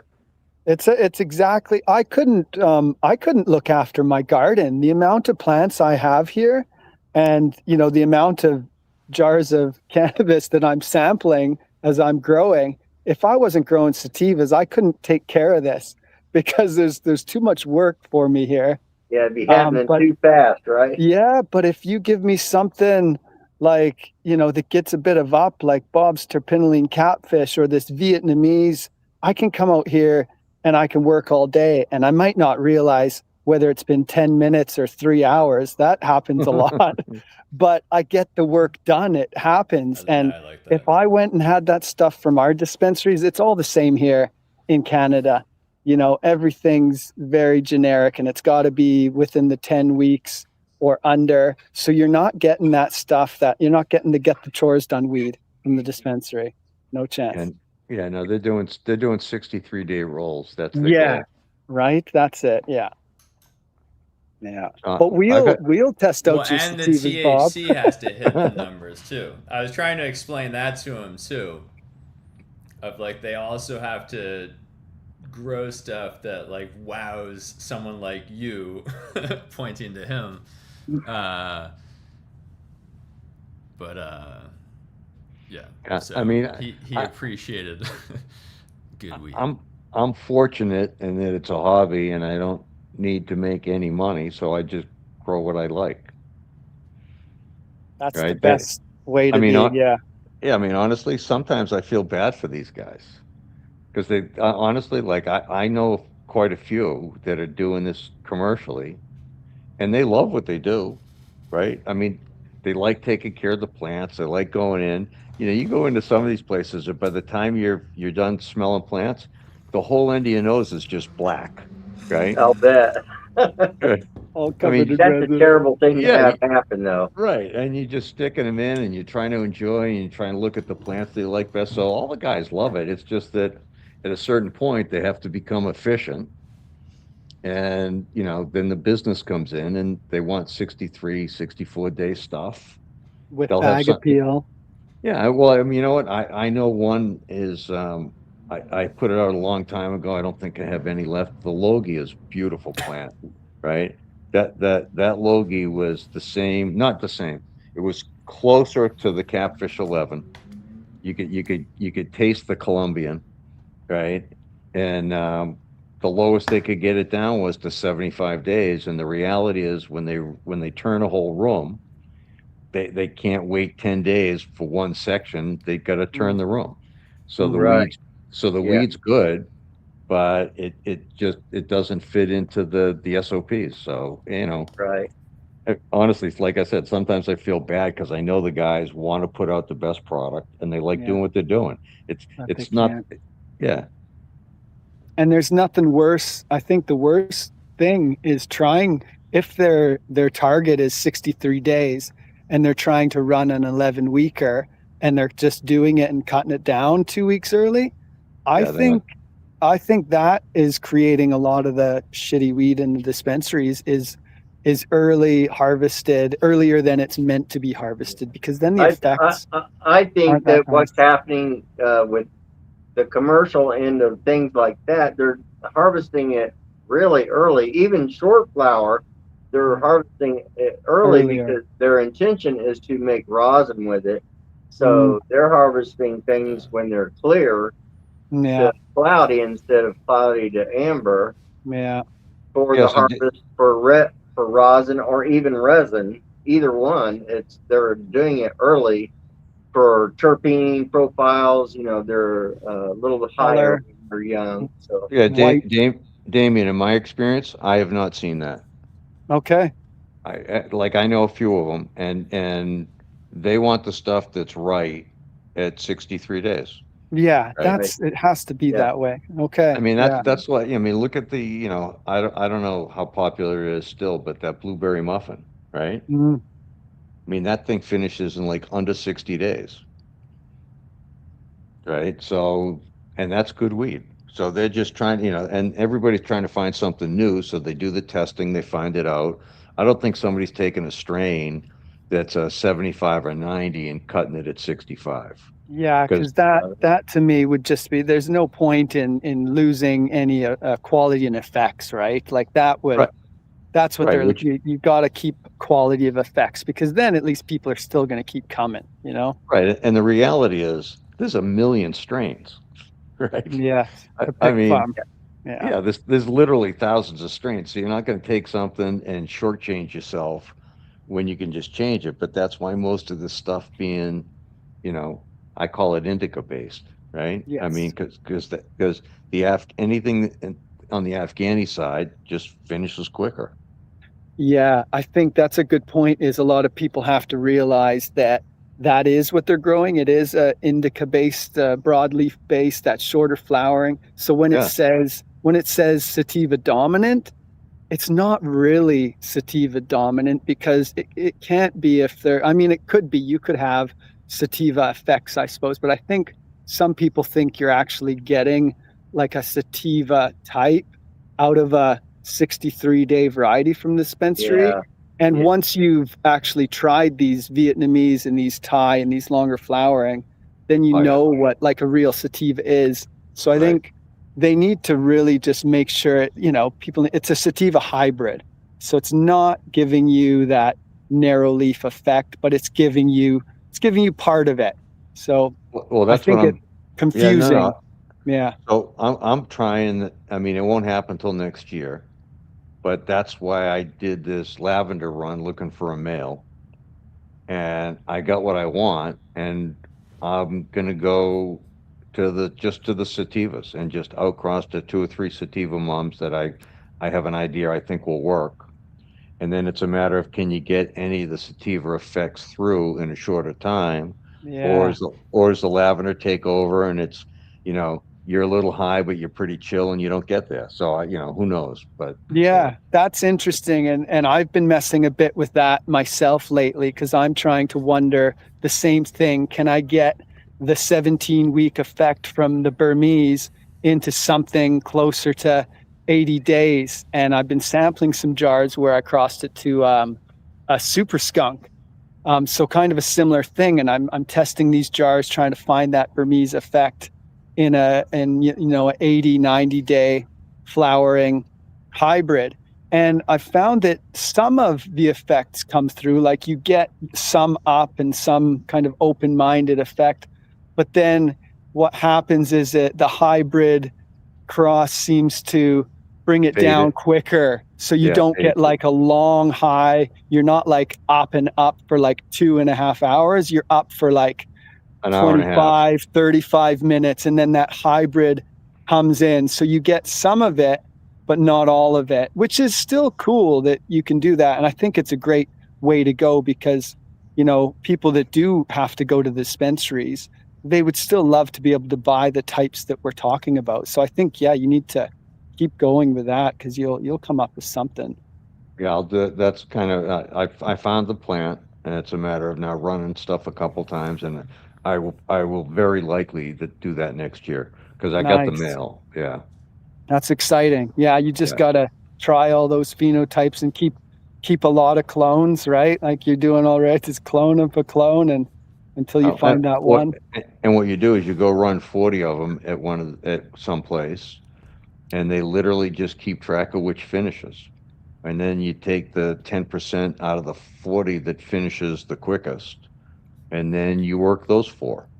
Right. And, Yeah. and then those are the ones that you're going to hit with something else, and maybe you can still get the effect and bring down the time. There's not a lot that's generally successful in a Colombian high that doesn't take forever to flower because that high is just a little special. Yeah. Yeah. I think you're right. But it's good that but I you're got- kind hey. of working that way. I think that's a win. I got nothing else to do. Right? We're happy I mean, with what you're doing. By yeah, the no, way, that's not really true, but I'm going to do it anyway. as long as you have time for golf. Hey, do you smoke? Do you smoke when you golf? Oh, yeah. Cigars. Cigars. Okay. Oh, yeah. Okay. I only smoke weed when I play with the wife. Nice. When it's Yeah. a little more relaxed. You're not keeping score with the wife. I am, but it's much more relaxed. Like I just It's finished. not written down anyway. Yeah, It's I just score. I don't Is actually. she also smoking weed when you guys play that round of golf? No, she doesn't smoke. Wow. I mean, she did Wow. when Good wife. she did as a kid, but she doesn't smoke. But she's chill about you smoking, which is the thing that counts. Yes, she's 100% fine. My wife likes them when I convert them. So like she doesn't like smoking a joint. It gets her like really high. And that is the difference. Like when you burn cannabis, it gives you all, that's how you have to test it is smoking J's, I think, because you get a real blast of effects. But whenever I turn something into like an MCT oil capsule or a alcohol tincture, it changes the vibe of it. And she'll take all of those and they're That's really cool. good for her. But the smoking a joint is too much. Well, you know what? So most That's people awesome. don't know it, right? Like I don't do any edibles, none. Because what happens is when you're doing the edibles, it gets processed through your liver before Yeah. it goes into your bloodstream, Yeah. and it actually changes the chemical composition. Because Yeah. I've never done an edible that, I mean, when somebody says they have a sativa edible, I don't believe a single word of it. Because I've just never seen it done that. And then, but when you smoke, it goes directly into the bloodstream. Straight in the blood. Yeah, straight to the brain blood barrier, and it gets you right away. Right So, away. and not only that, so the smoking works quicker, gets you for what you sure. want. Yeah. And the Oh, other- doesn't have time to wait. And the other one is if you do, which is why I did a lot of work with the Panama. I mean, honestly, I got really lucky that I found just a superior male, but you're not using monoterpenes. So, like if you do a straight citrus that's got a ton of monoterpenes, halfway through the joint, it's different than the beginning of the joint because the heat's burning up and the, what do they call them, sesquiterpene or whatever it is. Terpenes, yeah. Yeah, right. So those you get the same effect through the whole joint because they're much tougher to burn off. Okay. So if you Than the look at monoterpenes. yeah, the monoterpenes are gonna burn off quick, and literally the end of the joint's not gonna be the same as the beginning. Yeah, so those first 4, 5, 10 hits are going to be the ones, right? Yeah, which is why, like, if I'm gonna smoke something that's got a lot of the monos, like lemongrass lo main's got a bunch of the monos, Apollo, any of the really big citruses tend to have a lot of the monos. I smoke a bud at a time, turn it over, smoke the other side, throw it away. Like That's why I smoke a bong now, because Yeah. I always find that when I smoke my joints, I love that first 25 to 30%. right. And then to be honest, I hate to say it, but I chuck them in the compost pile, a lot of them, because it doesn't do the same thing to me. So that's why I went to a bong. But well, you know what happens is you become a weed snob. You literally Yeah. put a small nugget in, and you try to just take all the terpenes, and you get a little bit of plant material, flip it over and get the other side. There's a whole bunch of stuff in the middle, and that goes right in the ashtray. Then I Yeah, do knock another it one. out. Yeah, that's gone. Yeah. Yes. And most people can't do that, right? Course. Because they don't have they're not buying a bunch of flour and just smoking the exterior.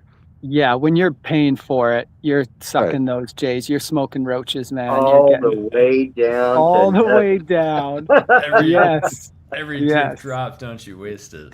That's right. That's Yes. pretty funny, but true.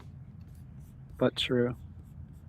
If anybody gets that reference. Well, I'm looking forward to getting my seeds. I think I'll get them in about 7 days, maybe. Peter's got them packaged up, so I'm going to catch up to the other fellas here as soon as I can. But Scott's going to be able to show everybody what's going on pretty soon. He's already got his in water for 12 hours, I think. Yeah, I think there's a couple other guys that haven't showed up on the show tonight, but it's not just Who me. also But I think pops somebody planted disease. some before me even. Okay, nice. So we'll be watching. Cool. So Peter, we'll leave it up to you to set up the next one. Oh, okay. Okay. Yeah, and you'll then be- just Because you'll quickly. be hold on, because you'll be less high than you were 40 minutes ago. That's true. Well, wait, when? Take Yeah. notes. Take notes now, Peter. I was gonna ask for a. So on the Panama Orange, did you say Booper was the mom? No, I think the Booper is orange cream Exotic. by Exotic. Orange, green, Orange cream. cream. Okay. Cream. Wait, what? Orange cream by Exotic Mike. Is the Booper? No, Booper's not in there. I wrote it down. I looked at. I mean, honestly, I have hundreds and hundreds of sheets, and I think I was looking to do it the Booper, and I didn't. And my notes from early 25, I used OCD M15 over orange cream, which is Panama Red over OCD M15 is the dad, and the mom is Panama Red over orange cream. Because I got both of those from Cecil.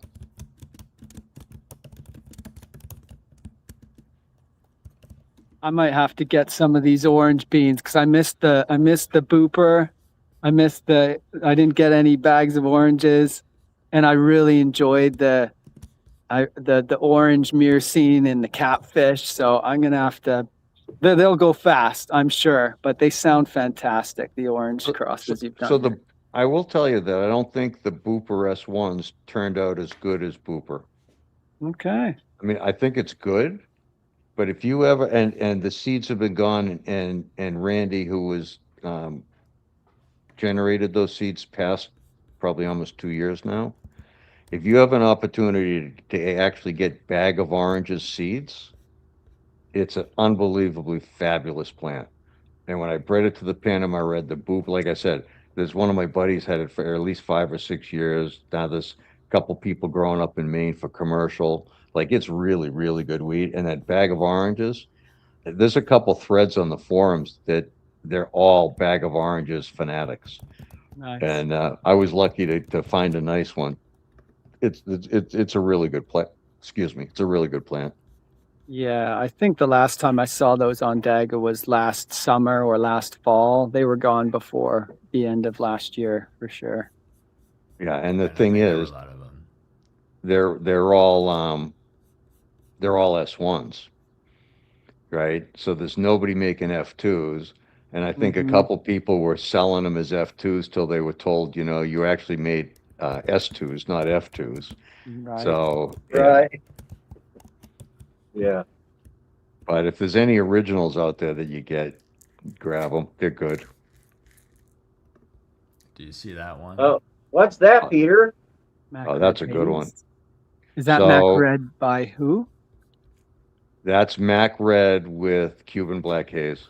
Oh, okay. That'll be a good one. And the one I invited one of the guys who grew that, I think in 24, and it took over with that single plant took over a 8x10 tent, one plant. Wow. It's a beast. He's up in Alaska.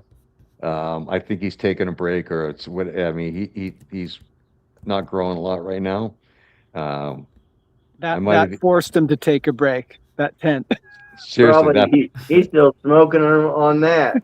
Still that- smoking the same tent.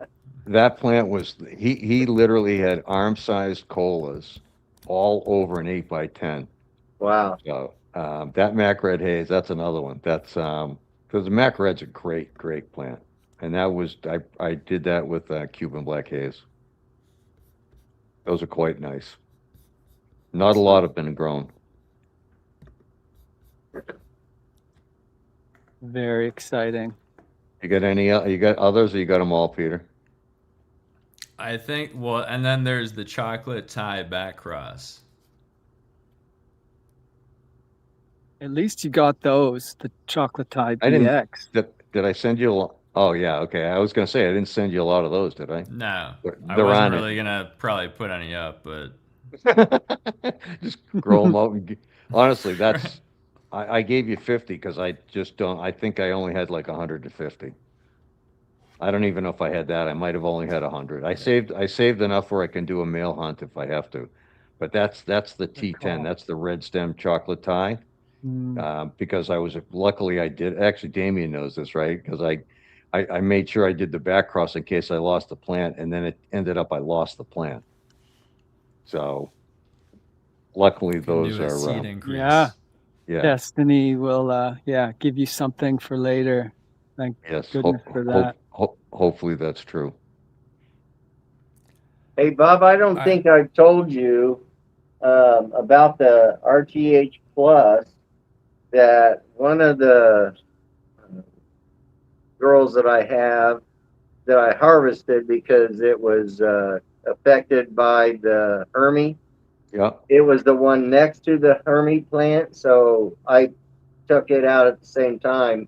And that particular plant, at the time that I had cut it, was showing like I don't know if you know what a chocolate nib smells like, but it's pretty chocolatey. that's nice. That's what I was getting from that plant when I cut it. So it's I've got it here. I'm still waiting for it to finish drying and curing, but and it's loaded with some seeds now because I had pollinated from the number 4 male that I had of RTH Plus. So it's got a shit ton of seeds in it. But Oh, good luck with that one. yeah. Yeah, I did that as a safety and then sent them out. But it was really the RTH one, the one that we used in this Panawaiian Thai. Because it's going to be interesting to see how big these things blow up. I mean, because the vigor on them is enormous. I'm going to do big pots. Not that I'm trying to get them big. They will get big, but I'm trying to create a big battery because I'm all organics and I just do dry top dress amendments that take a little while to break down. So I'm going big pots on them. Not too big, but I'm definitely going 5 to 7 gallons to try to give them enough battery to keep going. So I think hopefully I'll get to see them, some big arms like that. Honestly, I'm the same as you. My guess is if I start 24 or 25, I'll end up with 4 of them in 5 to 7s. Yeah, nice. Because that's what I could fit in one tent that I think I can, keep in control over. Yeah, it's easier to manage, right? Much easier. Yeah, I'm hoping I can have 6 females out of the pack at least and try to run all 6 in a 4x8. That's my plan. But they're going to be training over top of each other. I'll have trouble knowing which nug is from which plant. I'll have to follow the maze of stems because I think they'll be too tall and too long to, just train above itself, I think. So, but it'll be nice to see a big canopy. It'll also be nice not to use the fish strain and get albinos, so that you don't know how many you're Well, gonna yes, get. okay. Hey, that's a huge plus. Yeah, thanks for So noting about that. about the albinos, so at one time I think you were saying that you thought it was coming from the Miracle 15. I think it's So, coming. It's coming. So my guess is the recessive traits that it brought out is why we get the terpinolene one, right? right, Because from the M15, if you go back, it's bred to a Colombian. But right, if you go back one more, which is amazing that you're bringing out these recessive traits from 5 generations back. yeah, Um, I agree.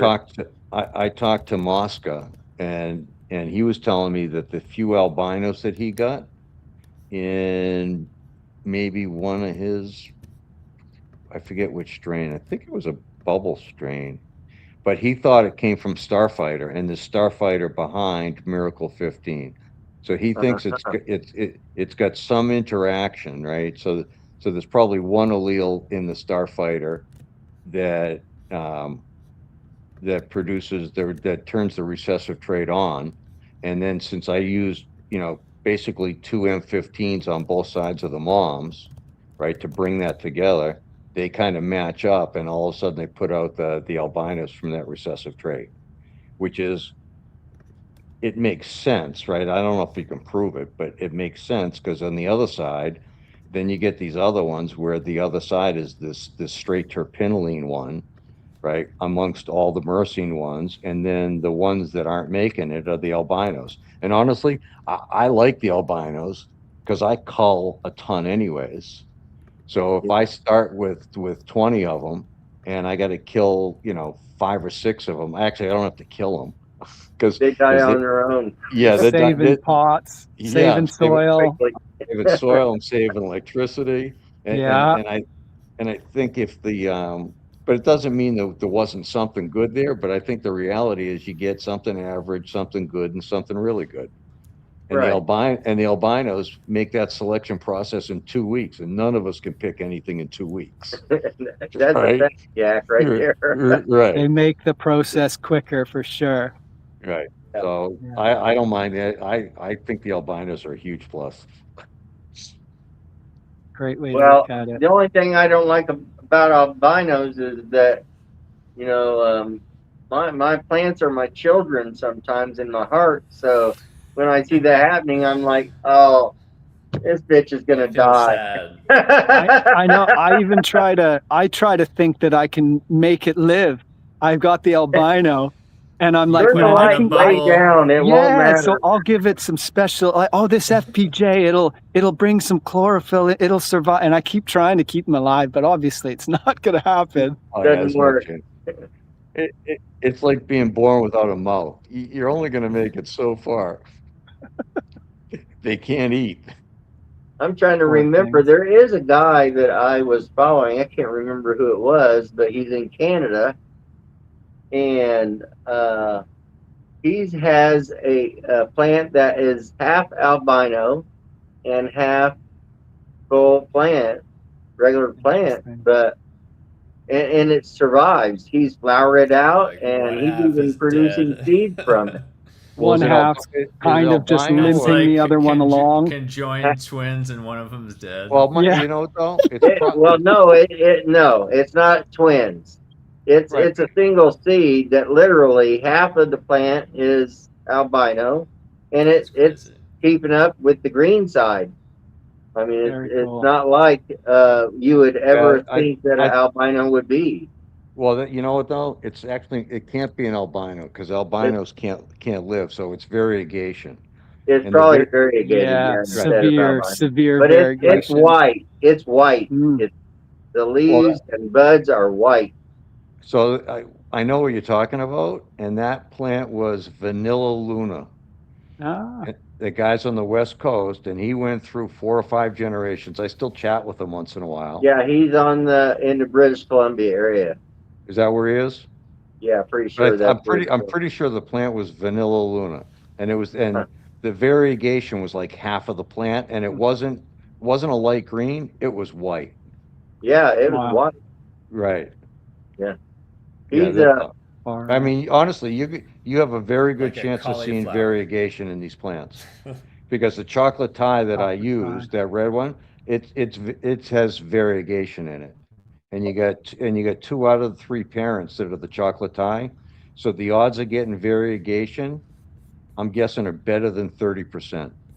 Hmm. That would be my guess. I might guess 25 or 30% will have some variegation. you're talking about this Panawaiian Yep. Thai? Yep. Oh, okay. Well, I'll look for that. For Yeah, sure. Yeah. I'd be surprised if we don't see it. Yeah. Which is cool. And you know what? You saw the one picture of the thing, and it grows out. When it starts kicking in, it starts going to flower. It's 100% fine. But early on, my guess is we'll see some, funky leaves and some growth variegation, and one side of the leaf will be, gone, and the other will be full, and they curl around a little bit. That's coming from that chocolate Thai. Cool. Very It's all cool. interesting. Very interesting. Yeah. Fellas, I've got to dip out. My boys want me to take them to Spider-Man. Nice. Yeah, we can wrap there. I think But it's a good ending for everyone. I love the show. Thanks for having me on again. Good to see everybody. Nice to meet you, Scott. You too, Damien. Good to see you. So Good to we'll see you do guys. this, yeah, again in a couple weeks, and then with the land race stuff, do we have a special upcoming guest? We should. I always don't think about guests until the day of a show, and I'm like, fuck, I haven't reached out to anyone.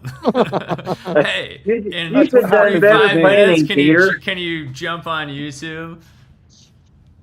Yeah, so I don't know either who's coming on tomorrow. I'm the same. I get the update on the day of, but I know the other people involved have been chatting with a few possibilities. So you'll have to nice. ask everyone else, but there should be Cool. someone soon. And we need to do a makeup show anyway. We've missed 1 or 2. So you guys are back on YouTube, Peter? This is on YouTube. It's I on think the a lot of Quattro. people. A Oh, lot I of thought people this don't was know on about Instagram. number 4. What's that? Oh, a lot of people don't know about it, probably. I think a lot of people don't know about the number 4 because I see posts saying, "Is FCP coming back?" And I always reply like, "It's there. It's just not the 1 or 2. It's the 4." You know. Oh, okay. So It's you're like on 4? It's like a re-vegging plant. Yes. You're slowly re-vegging. Willing Yeah. it back to life. I gotcha. Slowly re-vegging on 4, huh? Right. Okay, good to see you guys. Cheering it on. See you, Damien. All right. Nice to meet you. Thanks, Hey, guys. See you Bob. next time. Thank you, everybody. I'll Take care. check in with you. All right, see you.